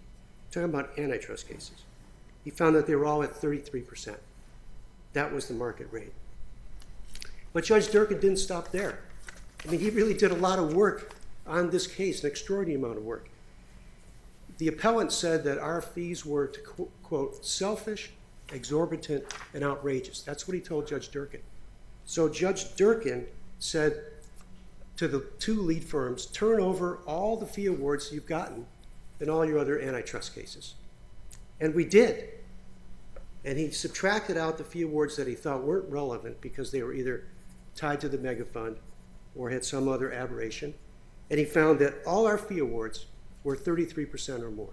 Mr. Berman, isn't that the rub, the taking out some of these data points? The question is whether or not that is beyond his discretion to do so. That's going to be informed by the legal background, obviously. It's going to be informed by the information that Judge Durkin has before him. But can you speak to how that is going to interact with a full national antitrust market? I'm glad you asked that question. There is no full national antitrust market. Okay, so what Judge Durkin did was to look at the law, and he said the law in the Ninth Circuit is not very influential to me in the Seventh Circuit, because in the Ninth Circuit, they have this 25% benchmark, and we have to work at that benchmark. Actually, if you look at the fee awards in the appendix, we often get more than 25%. The 25% is the starting place, and then in the Ninth Circuit, you can adjust upward. And sometimes less as well, correct? That's right. So it's just a starting place. It has nothing to do with what we would negotiate. It is, in fact, the antithesis of what this circuit does. It's a plug number that the Ninth Circuit put in to make it easy for judges. It has nothing to do with the market rate. There's absolutely no analysis in any of those cases how they got to the 25%. How are those bids any less bids than outside of the Ninth Circuit, though? But they aren't bids. They're awards given by the court after you're done. It's not what we bid on. We go into court, we know that there's a 25% presumption, and then we ask for more or less. So when we ask for more, that shows we think the market rate really isn't 25%. So what this court does is not a plug number. What this court does, maybe it's grounded in Judge Easterbrook's background in the Chicago School of Economics, because he's written a lot of these fee opinions. But what this court does is let's look at what the marketplace would do, not a plug number. And let's try to find out what clients would do when they hire real lawyers for these types of cases. And that's exactly what Judge Durkin did. He considered over 94 awards. And he did more than that. To get to your question, Judge Brennan, we can't really look at this decision in isolation. This is part of a huge, enormous case going on. It's going on right now. Summary judgment motions, day 2 are next week in this court. He had fee opinions or fee requests from the direct purchaser plaintiffs and the indirect purchaser plaintiffs. And on his own, Judge Durkin said, I would like you to brief whether I should apply bids, whether I should apply sliding scales. I want to understand the law in a deep and thorough fashion. And if you want to submit expert opinions, I'll take those. So he did. And so in the other cases, he took those expert opinions, and as reflected in his order, he doesn't think that the Ninth Circuit rule should apply here. He doesn't think that it makes any policy sense for these declining fee awards. and he thinks that that's actually in accord with the Synthroid case, which also doesn't think that declining fee awards should be used. So that's how we got there. And I think importantly, in trying to decide a market rate, going back to those cases, the DPP case, the direct purchaser case, and the indirect, the commercial case, you could tell I've been in the case too long when I use these acronyms. I'm sorry. Well, there's something like 7,000 district court docket entries up to this That's point, correct. so you can be forgiven. He went, the experts in that case noted that that case was comprised of large-scale corporations who bought chicken, right? And they had sophisticated corporate lawyers overlooking this matter. Not a single one objected to the 33% fee. What did that tell Judge Durkin? It told him that sophisticated counsel, sophisticated clients represented by sophisticated counsel, thought in this type of case, in a complicated antitrust case, in this case, as opposed to some other case in the Ninth Circuit, 33% was appropriate. So unless the court, I see I have lots of time left, I could tell you stories here about my very first argument here in the Seventh Circuit 40 years ago, but I won't. Unless you have questions, we think that the record is very clear that Judge Durkin, in the middle of this complex case with many 7,000 docket entries, took a lot of time to think this over. Not just in this case, but in the other fee opinions. He did not abuse discretion. He did an extraordinary amount of work, and he came to the right decision, and we ask that he be affirmed in all aspects. Thank you. Thank you. Mr. Frank.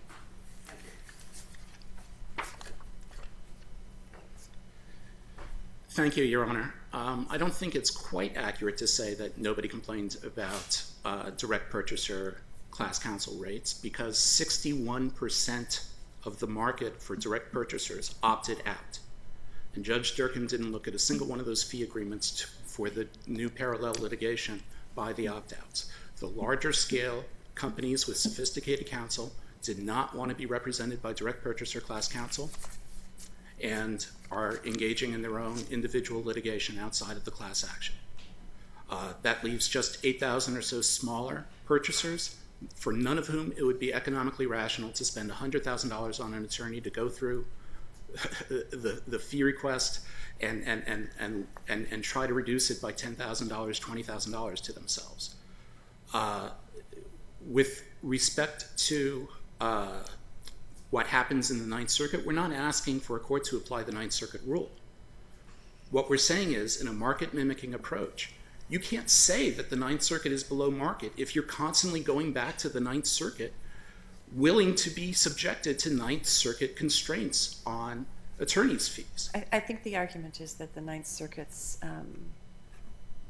benchmark as a matter of law of 25% has a distorting effect on fee awards in that circuit.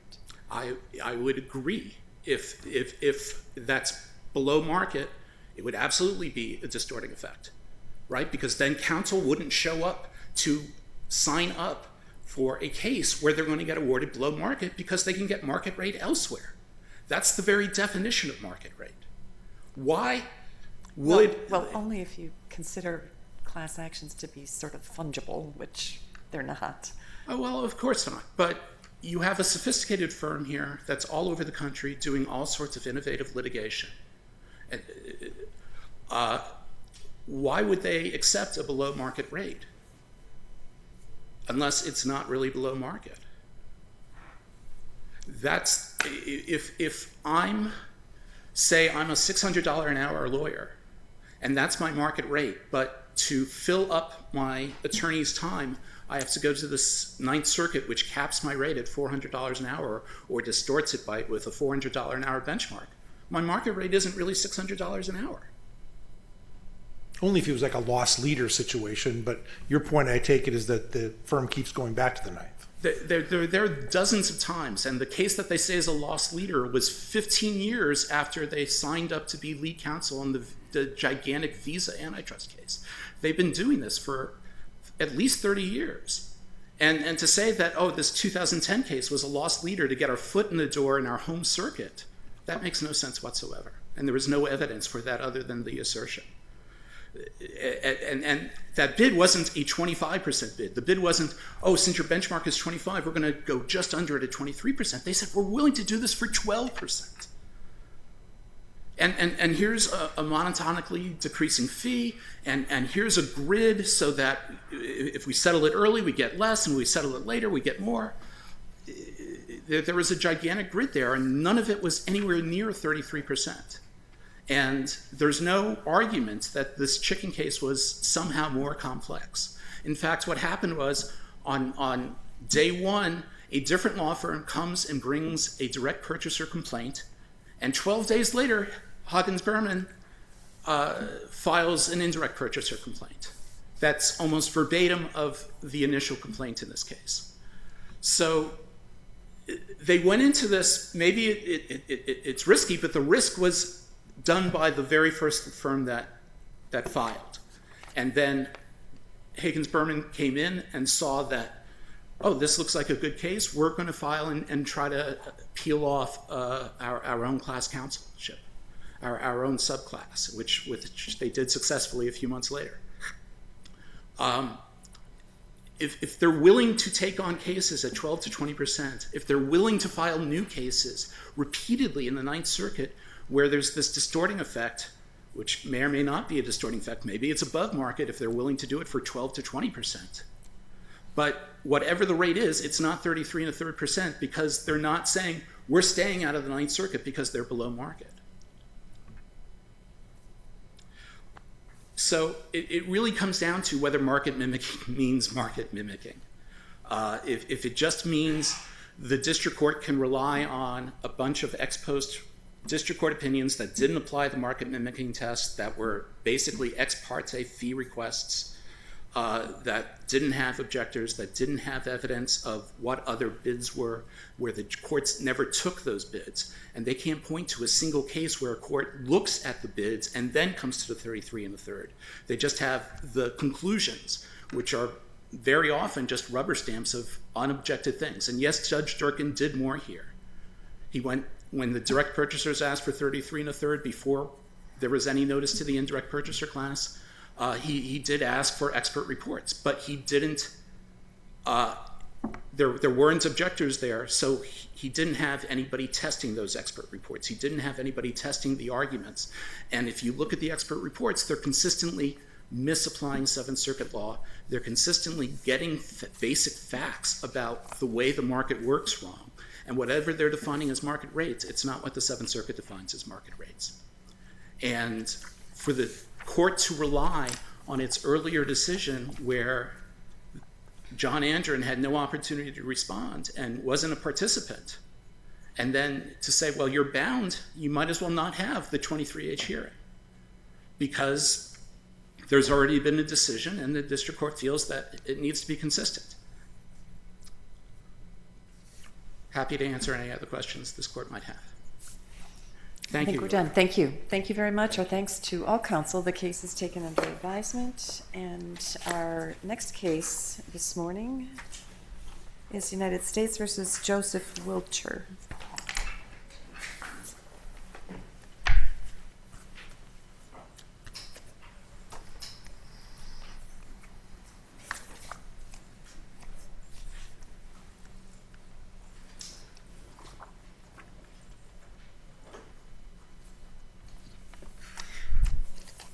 Mr. Met, did I pronounce that correctly? It's Mehdi, Your Honor. Mehdi, all right. It's okay, you weren't the first.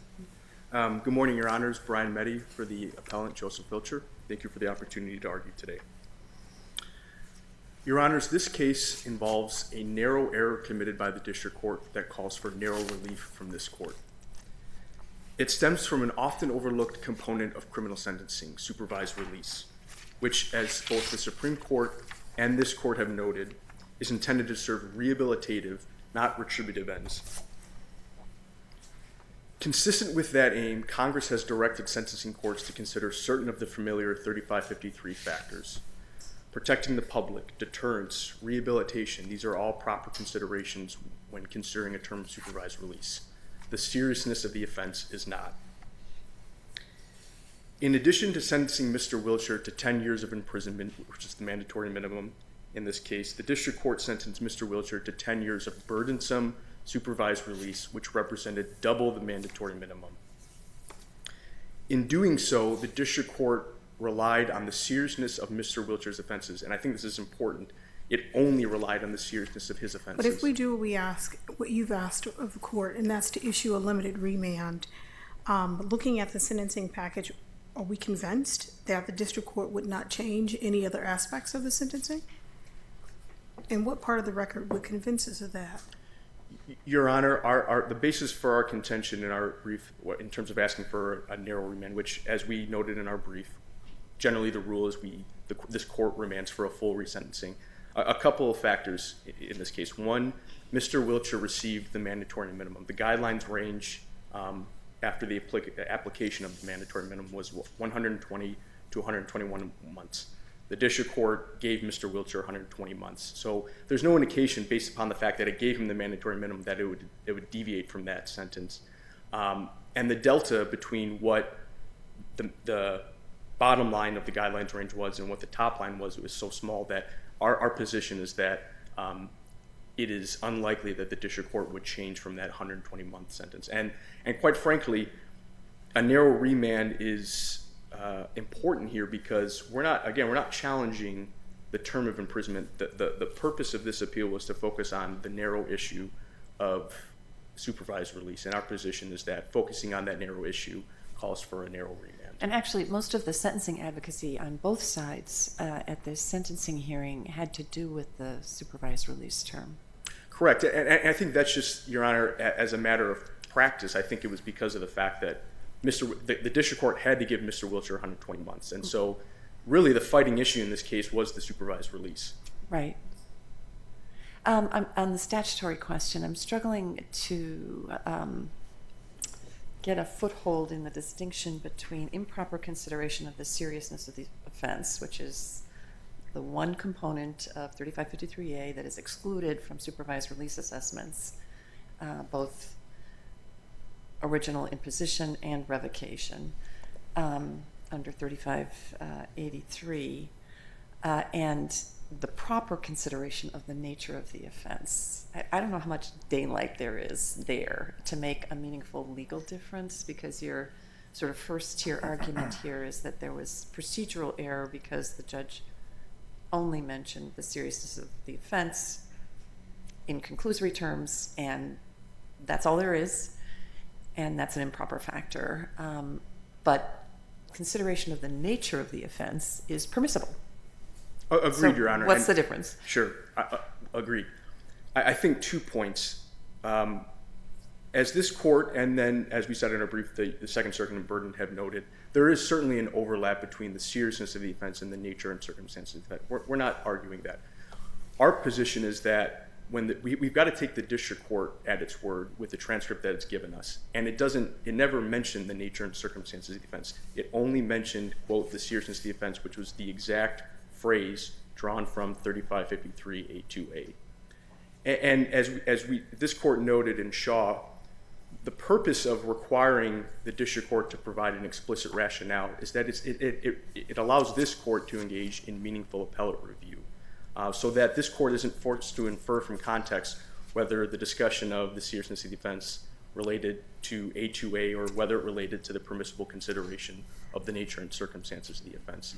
And so I think we've got to take the district court at its word and take the rationale that it gave this court. Well, the district judge actually said nothing beyond incanting the word seriousness of the offense, except for a drive-by mention to the defendant driving a considerable distance to have this meet up with an underage, what he thought was an underage girl, really an FBI agent online. That's it. That's the entire rationale for the whole sentence. But as I said, the litigation was actually over the term of the supervised release and the conditions of supervised release, but the judge said almost nothing beyond this incantation of the seriousness of the offense. So is this just an insufficiently explained sentence, setting aside the potential for a procedural error? Well, I think it's both. I think it's an insufficiently explained sentence. When our position is the district court gave these generic statements of, I considered the arguments of counsel, I considered the 3553 factors. It said that, and then it talked about the seriousness defense. Our position is when you take out that improper consideration, so that improper rationale, now all we're left with is this insufficiently explained sentence. And so it's sort of an error in both ways, Your Honor. And just to the point I wanted to make with regards to those generic statements, this court's case law makes clear that the district courts can't just say, I considered the parties' arguments, I looked at the factors. It's got to do more. It's got to provide a record for this court to engage in meaningful appellate review, and it just simply didn't do so here. And Probably because this was a mandatory minimum sentence, end of story. Yes, sir. And as I wasn't trial counsel in this case, but as a practical matter, again, I think it was basically a foregone conclusion he was going to get a 120-month sentence. As I mentioned in my opening, supervised release is generally a secondary consideration in most sentencing. The ball game usually is how much prison time someone's going to get. That's what most people care about. Perhaps what everybody cares about that's facing a criminal sentence. And so, again, it wasn't just, I think it's something the district court overlooked, and in doing so, it committed error. The government wanted lifetime supervised release. It did. Justified by reference to just the fact that this was a child enticement case? Or was there that's some my other understanding. justification? In terms of looking at the transcript, it basically, it argued for the lifetime supervised release, basically, I think, based upon the nature of the offense, but that was about it. That's all, at least all I took away from the transcript. And then just one final point with regards to the arguments of counsel, and this sort of relates back to your question about the nature and circumstances. Even if you were to consider, for example, the driving a considerable distance as relating to the nature and circumstances of the offense, the district court also committed an error because it didn't engage with Mr. Wiltshire's trial counsel's arguments in favor of the 5-year term. Right? Mr. Wiltshire had argued that his scant criminal history, I believe the only thing in the record from my read of the PSR is that he had been convicted of a minor marijuana charge about 16 years ago. There was no history of crimes in terms of what he was convicted of here, and so The mitigation arguments, also his performance while on pretrial release. I believe he was, in terms of his conduct in terms of pretrial release, I believe he was on home arrest during the time. I don't know how much of that effect that it played in terms of counsel's argument. I think counsel was making more of that argument in the sense of, well, let me back up. I just don't think it related to the term of supervised release. You know, that you were on the train or talking through other mitigation arguments that the district court failed to consider. Excuse and me. I was assisting. Yes, thank you. The other argument that the trial counsel had made was that 5 years was sufficient in order to allow the district court to be assured that Mr. Wiltshire didn't pose a risk. I see I have a little time left, so I'll save it for rebuttal. Thank you.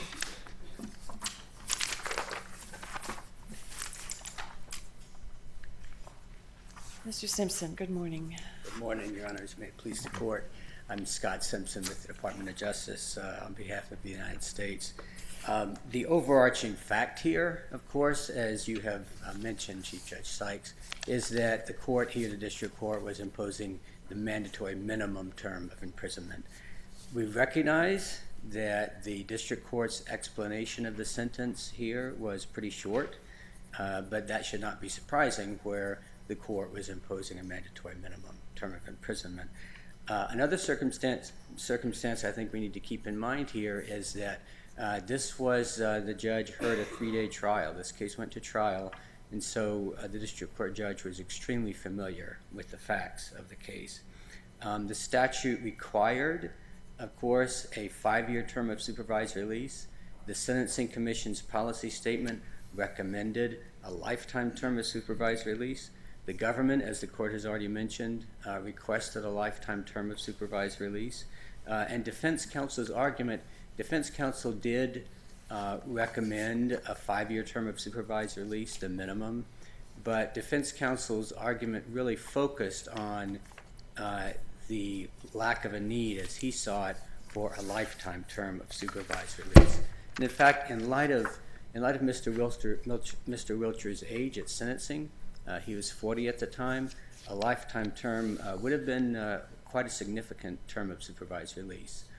10 years in prison, or perhaps a little less with good behavior from the BOP. He could have been on supervised release for at least a couple of decades if he had received a lifetime term. So that was really the focus, of course, of defense counsel's argument. And then the court, in imposing the term of supervised release, went along with that argument on the part of defense counsel by declining to impose that lifetime term of supervised release. Now, on this issue of beyond the adequacy of the explanation, this issue that the defense makes, this argument they make, that the district court relied on an improper factor. The court has already referred to this, I believe, again, Chief Judge Sykes. Section 3583 says that the court should consider the nature and circumstances of the offense. And this court has said in the Clay decision, we cite that in our brief, this court has observed that the nature of the offense obviously includes the seriousness of the offense. And although the court mentioned the seriousness of the offense, it didn't say anything about retribution, about just punishment, which is the other aspect of that part of 3553A. Now, on the scope of the remand, if there were to be any remand here, Your Honors, we strongly believe that any remand should permit full resentencing. It's indisputable. I believe it was Judge Pryor who mentioned this, used this term package. It's indisputable that district court judges consider the term of imprisonment and the term of supervised release as a package. Here, again, the court imposed a mandatory minimum term of imprisonment, and whereas the statutory term of imprisonment, the maximum was life in prison. So the court was obviously way, way below that maximum. But there's no indication that the judge keyed the term of supervised release to the term of imprisonment here. That is correct, Your Honor. Basically, all we have is the fact that we know district judges consider that to be a package. And the fact that when the there's judge, a little more give in the guidelines range for the imprisonment component, here there's 1 month's difference. Correct, but the court could have considered a variance from the guidelines. The court could have gone above those 120 months. But there's no indication that the judge thought this offender to be a more serious or culpable offender in this category of offenses, so as to justify a variance. There's no record, and there was success on pretrial home confinement. No other markers that would raise a concern about recidivism per se, other than the nature of the crime. Well, I think here we have a little bit more beyond the obvious nature of the crime, attempted enticement of a minor. The court did refer to the fact that Mr. Wiltshire drove an hour and a half to meet with this person who he thought was a minor for purposes of sex. And so that obviously gave him plenty of time to change his mind and turn around. So Is that out of the ordinary for these kinds of offenses? Your Honor, I'd have usually to do a survey. When there's an online hookup. I'd have to do Offenders a survey are of the willing cases. to drive long distances. I have seen that myself in other cases. I'm sure it happens. I'm sure there are enticement cases where it does not happen. And here you have a couple of other circumstances as well, factual circumstances. When Mr. Wiltshire learned that his target was age 15, he didn't in the electronic messages and in the phone call that he had with this confidential source. He didn't express concerns about having sex with a minor. He expressed concerns about getting caught. And I think that also, and again, the district judge heard all of this in the trial. And he admitted once the confidential source told him on the phone, it was in the electronic message, told him, look, I'm sorry, I'm 15. He admitted that he admitted partly on the phone that he had suspected she might be a minor even before that time. So one of the main reasons that we encourage the court, if there's to be a remand, to make it a remand for a full resentencing is that obviously one of the, and here particularly in this kind of crime, one of the important purposes of sentencing, both imprisonment and supervised release, is to protect the public. And if the district court in this case were to be required to rethink its reasons for the term of supervised release, the court may well want to rethink the term of imprisonment as well, since they both again have that purpose of protecting the public. Again, very important in this kind of crime. So, Your Honors, we think it would be wrong for that reason. Again, if there were to be a remand in this case, we think it would be wrong to tie the district court's hands and require him only to look at his reasons for imposing the 10-year term of supervised release. So unless there are any further questions, Your Honors, we urge the court to affirm, or if there were to be a remand, to make it a remand for full resentencing. Thank you. Thank you. Thank you very much. Mr. Meddy, you have a little bit of time left. I'll be brief, Your Honor. Just 2 quick points. Opposing counsel talked about driving considerable distance, talking to a 15-year-old. Those may well be the case. The district court never said that and never provided that as a rationale. We've got to take the district court at its word with the transcript that it's given us, with the record that it's given this court. And then second, with regards to the narrow remand that we're seeking, I think the government's brief raises a potentially serious issue of if this court were to remand, open it up for a full resentencing, and the district court gives him more time of imprisonment, it would essentially be punishing Mr. Wiltshire for succeeding on appeal. And I think that raises a whole host of issues in terms of Mr. Wiltshire's due process that this court can simply avoid by issuing a narrow remand. I'm out of time. Thank you. All right. Thank you very much. Our thanks to both counsel. The case is taken under advisement. And our next case this morning is United States versus Donald Dorosheff.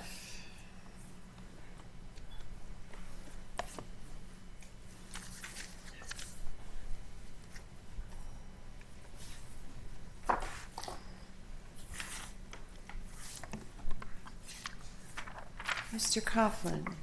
Good morning, Your Honors. May I proceed? Yes, please. May it please the Court.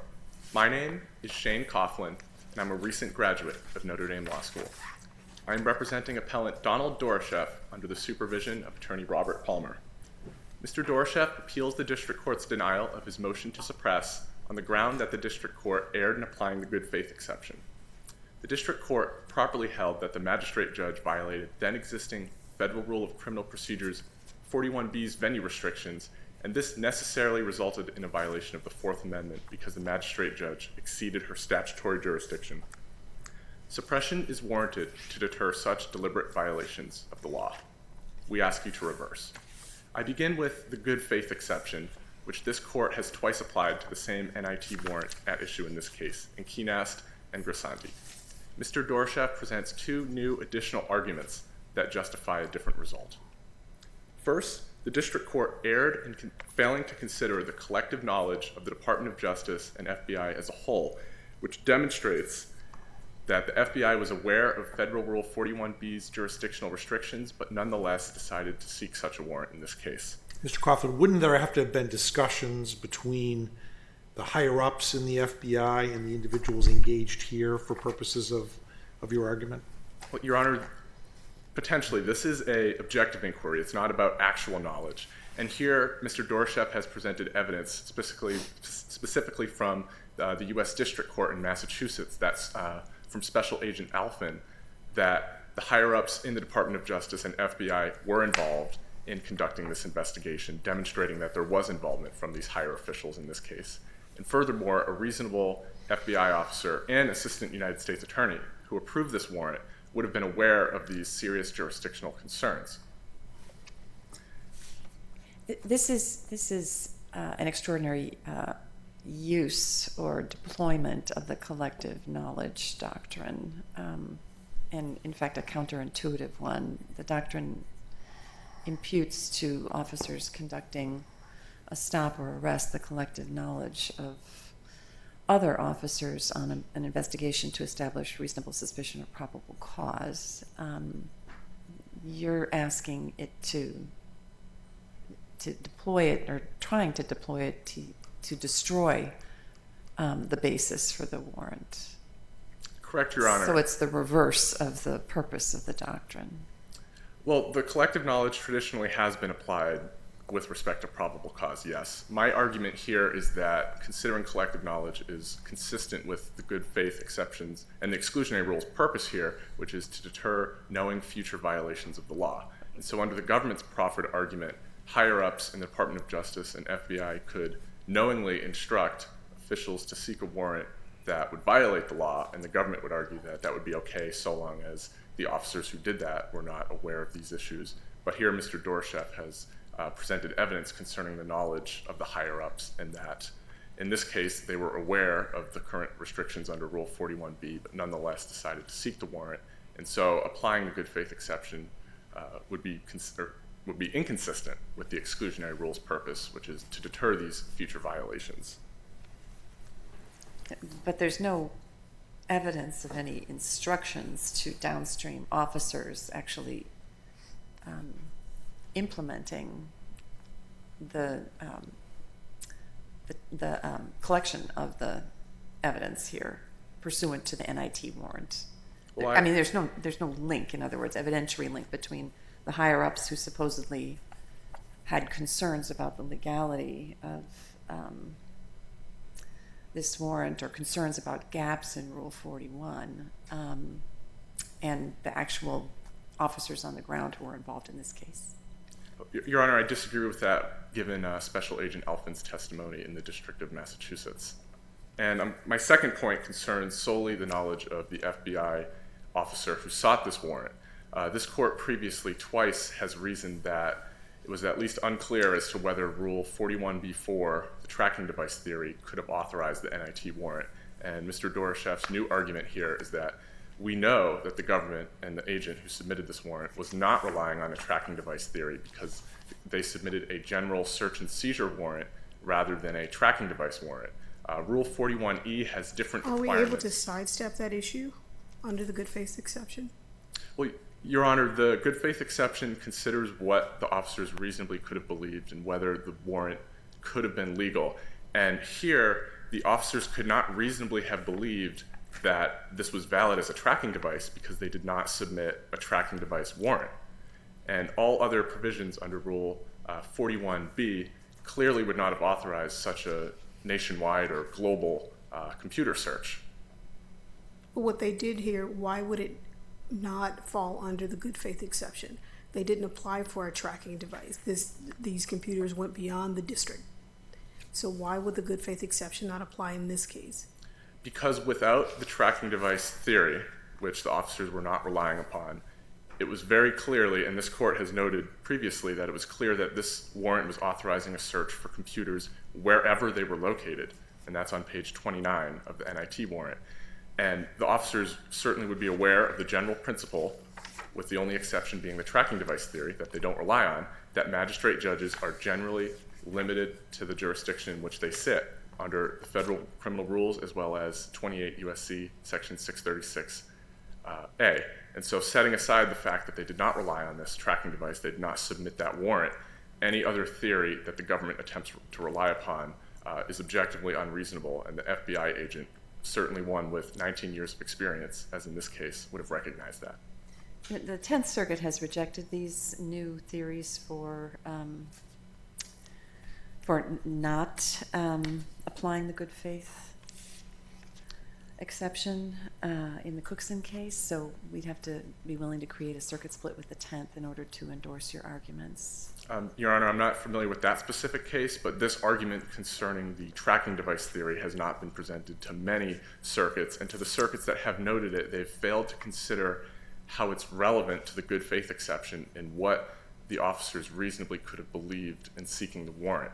Well, the 10th Circuit specifically addressed that very question, whether there was a basis to disregard its previous cases that, like our circuit precedent, applied the good faith exception to NIT warrant implementation, despite the concern about the extraterritoriality of the warrant under Rule 41. So it's precisely the question that we have presented here. So we'd need a pretty powerful reason to create a circuit split to endorse the arguments that the Tenth Circuit rejected. Your Honor, I'm not familiar with that case, but I will address that on rebuttal, which I'll reserve my Thank remaining you. time for. Thank you. Mr. Sullivan?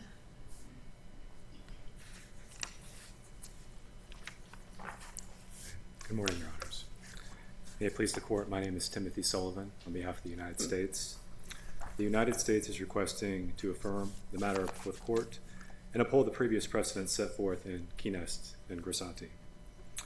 The United States position is, under Rule 41B, the magistrate judge had authority to issue the warrant in this case.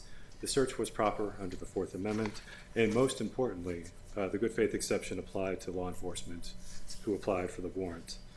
Now, the appellant argues that the exclusionary rule applies to Rule 41B violations, but the good faith exception does not. That goes to contrast in Kinest, Grisanti, I believe all the circuits who have visited this issue, not only this issue, but the exact same warrant that we're talking about in this case.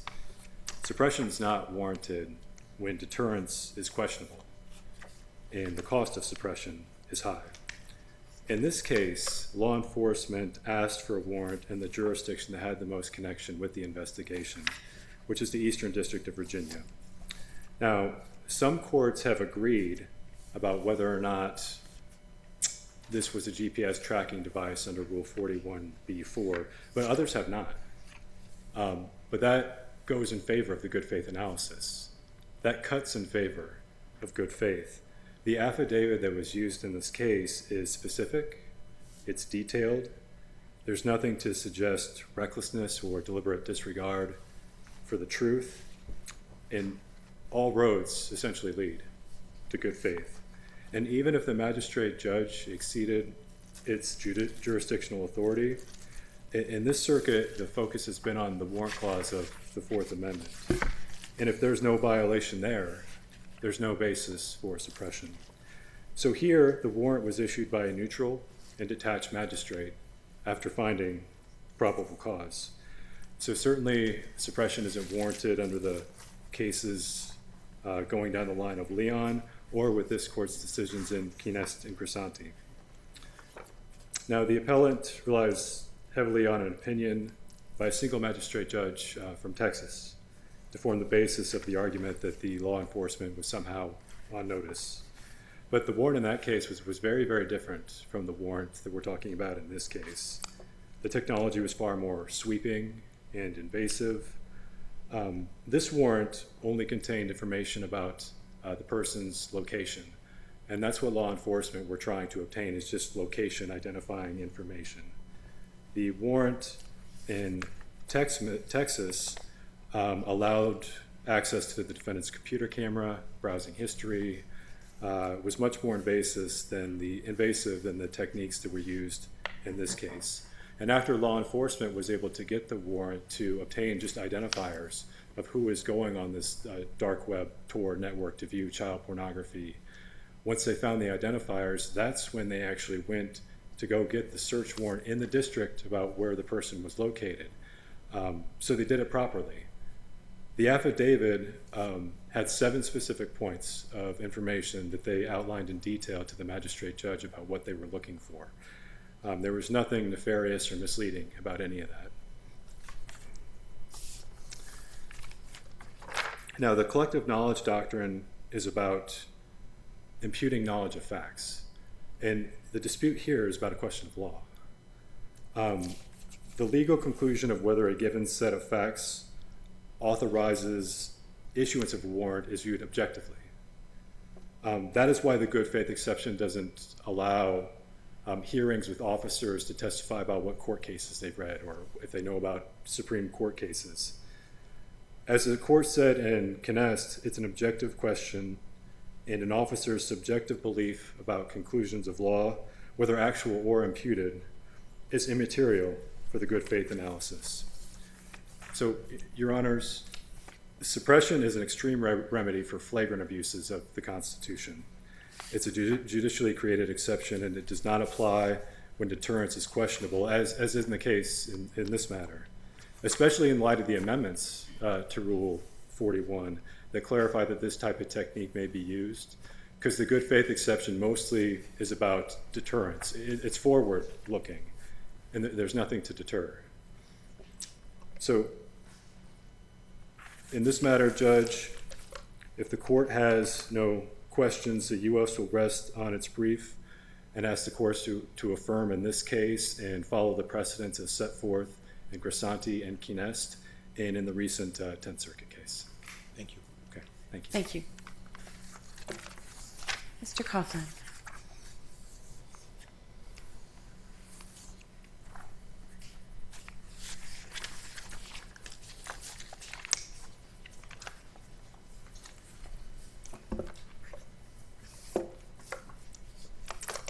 I have 3 points on rebuttal. To begin with the Cookson case, the 10th Circuit, like other circuits, did not consider the relevance of the government filing the incorrect search warrant. And the government should now, under the good faith exception, not be able to rely on its argument that this was a tracking device when it submitted a general search and seizure warrant. Had the government submitted a tracking device, the government would have been required on the first page of the search warrant to check boxes indicating where the property or information to be searched, to be tracked would be located, and that would have made this jurisdictional issue very clear to the magistrate judge. Instead, the government filed a regular search and seizure warrant and repeatedly claimed that the information to be searced or seized would be located. Oh, so you're referring to the form that the government used to The seek warrant. this warrant.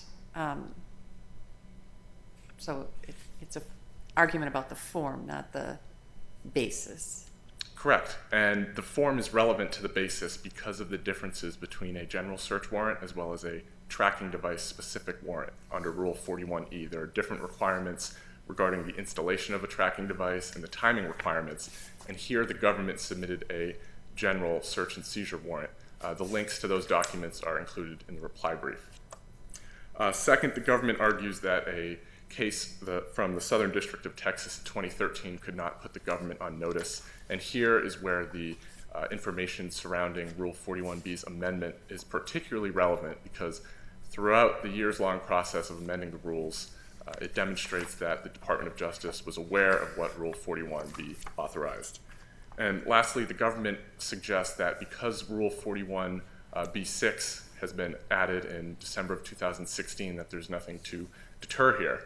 I have two responses to that. First, the Supreme Court and this court, in considering whether the exclusionary rule applies, has looked at the value or the benefit of deterring Fourth Amendment violations generally, and that is language from United States versus Calandra. And second, concerning more specifically the amendment, I would refer this court to the Second Circuit's analysis in the Eldred case, where it noted that despite the rules amendment, there could still be limitations on a magistrate judge's authority to issue an NIT warrant, because the Federal Magistrate Judge Act limits the jurisdiction of magistrate acts, nonetheless, despite what the Federal Rule of Criminal Procedures do.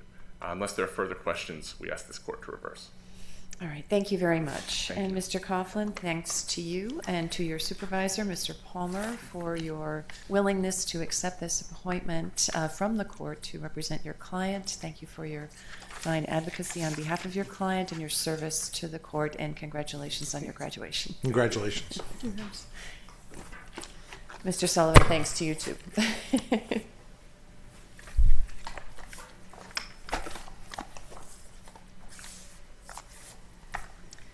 And our last case this morning is Jesus Vidal Martinez versus the Department of Homeland Security.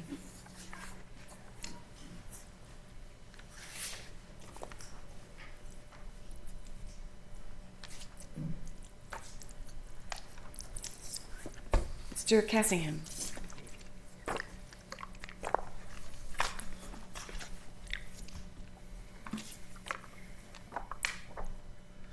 May it please the court. FOIA is intended to reveal what the government is up to, and in this case, the government was up to escaping the limits of its own power. That makes this an unusual FOIA case because it involves both the extent of Exemption 5 as well as whether the government is allowed to escape habeas jurisdiction by moving people around the country. The decision on review makes three reversible errors. First, it is clearly erroneous because the decision concludes there is no evidence defendant misled the habeas court while pointing directly at evidence that defendant misled the habeas court. Second, the decision misapplied the test for probable cause because that test requires analyzing the totality of the circumstances, and here the district court only analyzed the withheld records and did not analyze any of the 18 exhibits we submitted.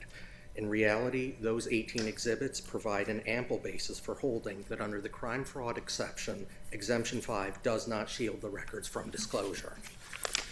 Third, the district court erred when it excluded the publicly available evidence without conducting a Rule 403 test at all. If it had done so, it would have grounded its decision in the publicly available evidence as much as possible, similarly to what this court did in Stein v. DOJ and FBI. Accordingly, we ask the court to vacate the decision and either order the withheld records disclosed or remand for trial. I welcome the court's questions.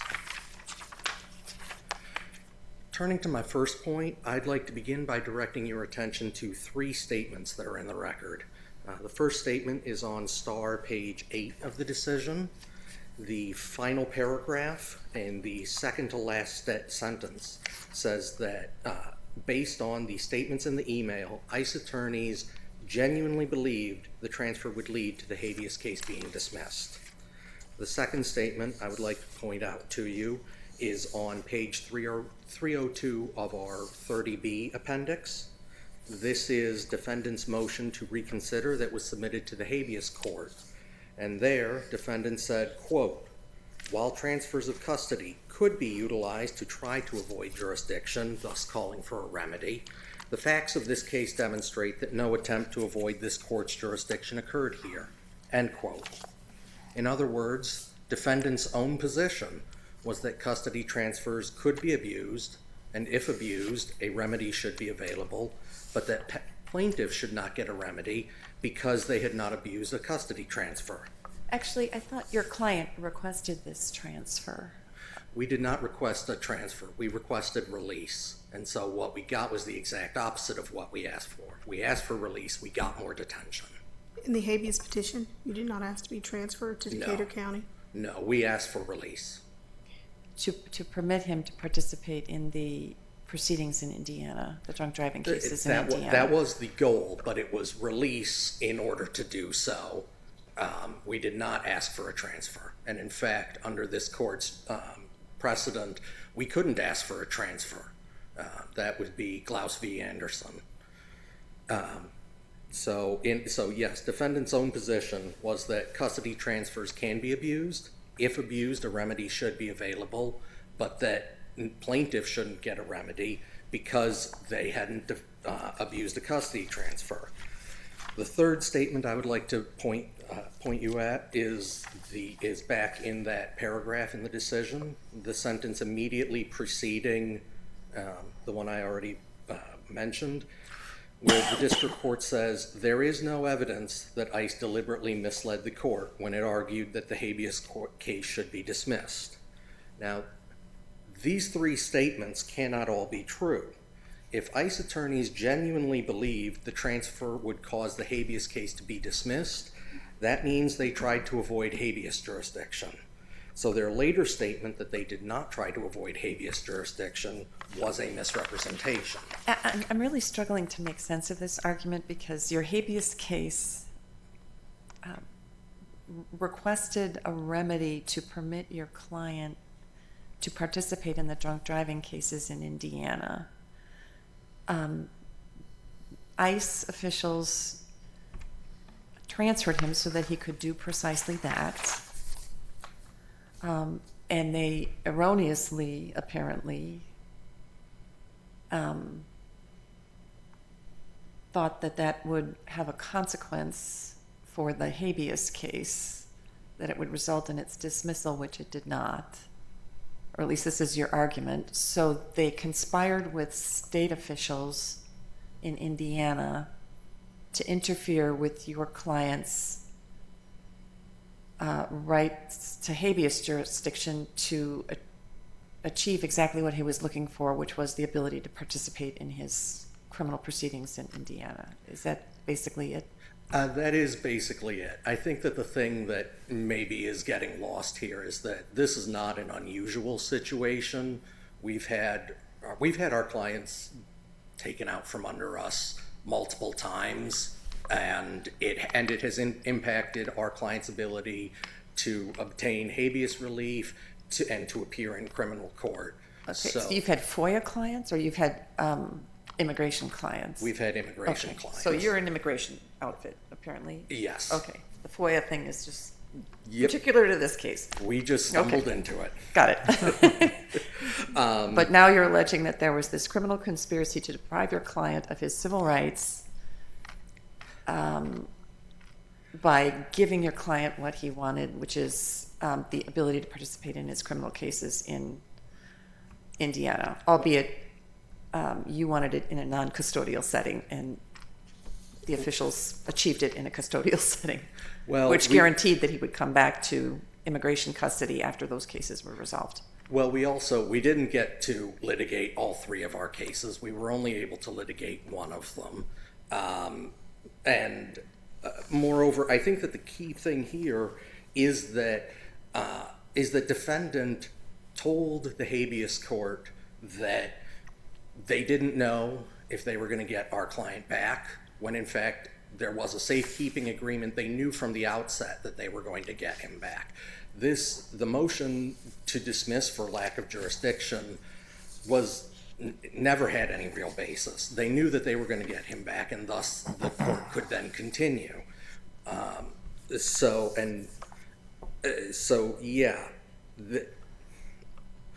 The misrepresentation was a material misrepresentation. The misrepresentation, is this in the motion to reconsider? Yes. This is in the motion to reconsider, where defendant said that the facts of this case demonstrate that no attempt to avoid this court's jurisdiction occurred here. According to the district court, that is what occurred here. And just to focus the issue more sharply, you're raising this crime fraud exception or crime fraud issue as a means of piercing the privilege that was asserted under FOIA to redact some of the many hundreds of documents that were produced pursuant to your FOIA request to cover attorney-client privilege, work product privilege, deliberative privilege issues under the applicable exception of FOIA. Correct, because under this court's precedent, the test is probable cause, which is not a hyper-technical one. And it's based off of what reasonable people think. Reasonable people would look at this and they would say that there is something wrong going on here. Well, it's something of a criminal nature going on here, or fraudulent nature. Correct, yes. I see that my time is running low, so I will simply wrap up by saying that the decision is also reversible because the publicly available evidence was excluded without balancing the probative value and prejudicial effect of it. Thank you. And Thank you. My remaining time. All right, is it Hale? Hale. Hale. Mm-hmm.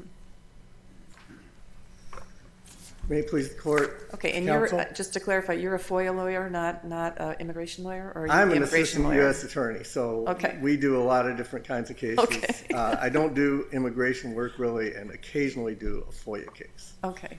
I'm trying to situate this whole argument within the proper context here, which is a FOIA exception.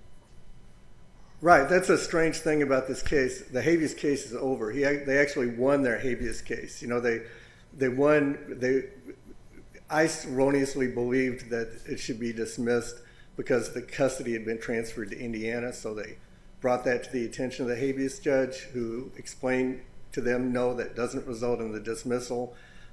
Later, it's the plaintiff who moved to transfer the case down to the Southern District of Illinois, so they left that habeas judge voluntarily, went to a different judge in the Southern District who felt he had been incarcerated too long. He'd been incarcerated for 10 months, and that judge in the Southern District then granted the habeas petition because she found that he'd been incarcerated for a long time and that it could go on longer, and so she granted the habeas petition. This was much later after the events we're talking about here. So they prevailed in the habeas case, and in the FOIA case, which they filed, they got all the documents that ICE had. They got all the communications with the Decatur County, that's the Indiana County authorities, so ICE gave them all those. The only thing ICE kept was the conversations that were internal, like between the ICE lawyers and the deportation officers, and between the assistant U.S. attorney who, had coordinated with them on the habeas petition. And so those communications were redacted. And so that's all that's at issue now. So there's not much left. So just the privilege claim of Right. ICE and the crime fraud exception. Right. Well, the issue seems to be sort of a carryover from the habeas case, in that it doesn't really seem to be so much about the documents anymore as it is about just getting, they have a grudge against how this worked out for them. So from our point of view, the district court properly granted summary judgment to ICE on the FOIA case, and this court should affirm. The argument on appeal is the crime fraud argument. That argument is simply a non-starter because, as Judge Kennelly found, there's no evidence of a crime taking place here.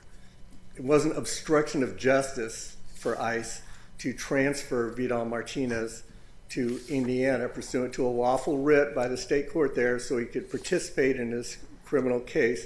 That's what, as ICE understood it, he was asking for in his habeas petition. So he says in his habeas petition, it's unconstitutional for me to be prevented from defending myself in the state court cases. So they enabled him to defend himself. And his brief now continues to fault ICE for blocking his access to the Indiana courts, and at the same time fault ICE for permitting his access to the Indiana courts. But in any event, there's nothing, that's not a crime by ICE, and Judge Kennelly properly found. And it also wasn't obstruction for the U.S. attorney to ask the district court, the habeas court, to dismiss the habeas petition based on the transfer. There were various other things in that motion, but that argument was based on the transfer.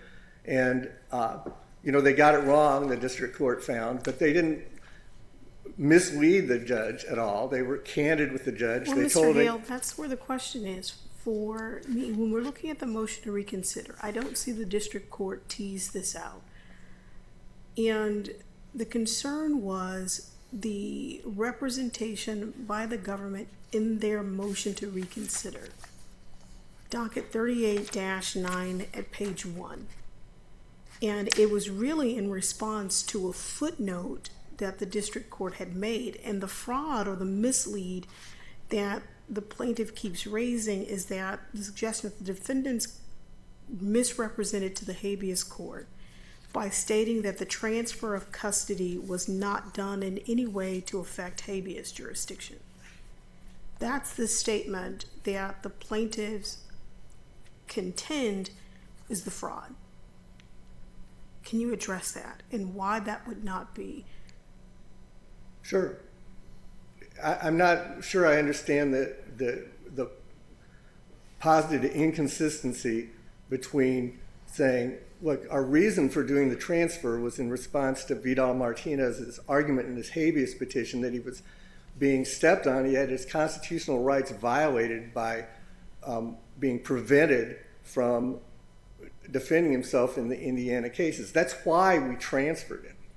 And I don't see that as being inconsistent with a belief that the consequence of that was going to be that he was going to now need to do something different in the habeas course, like bring in a new defendant, bring in the state of Indiana as a defendant. Or I don't know exactly how it would work out, but I don't see the inconsistency between the purpose, which is that, and the effect, which,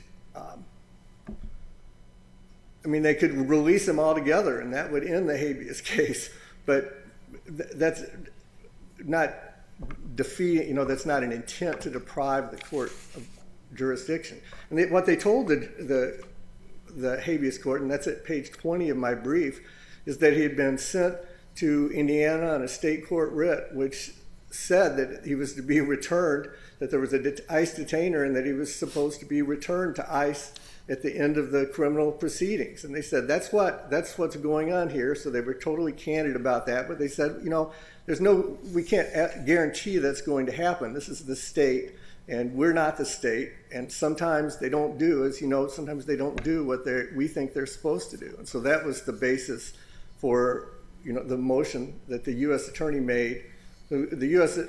to the habeas court. And, the habeas court explained, no, you still have primary jurisdiction, and denied it. And, he went on with the habeas court without any change in the defendants. So the plaintiff's other arguments are just as unfounded as that. So first of all, Judge Kennelly didn't exclude any evidence. What he said, by that they're talking about the Vaughn Index, and he did not exclude the Vaughn Index. What he said was that I don't need to rely on the Vaughn Index because you've asked me to look at these documents in camera. I'm going to do that. And he took all the documents in camera. He reviewed all the documents. He said, your challenge to the Vaughn Index, I don't really need to resolve that because I've looked at the documents.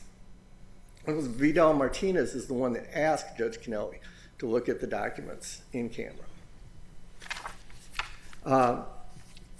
Also, he didn't ignore any of the plaintiff's evidence. His decision makes the evidence that the stack of papers that Vidal Martinez presented were all the documents from the habeas case.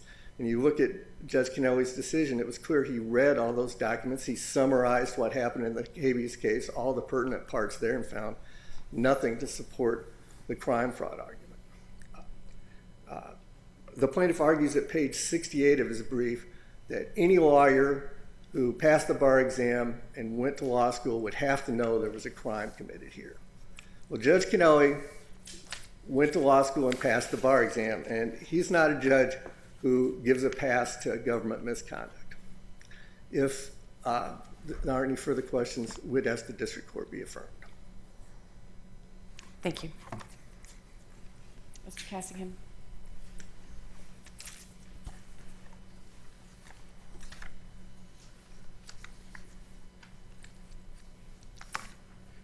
I would like to make 3 points on rebuttal.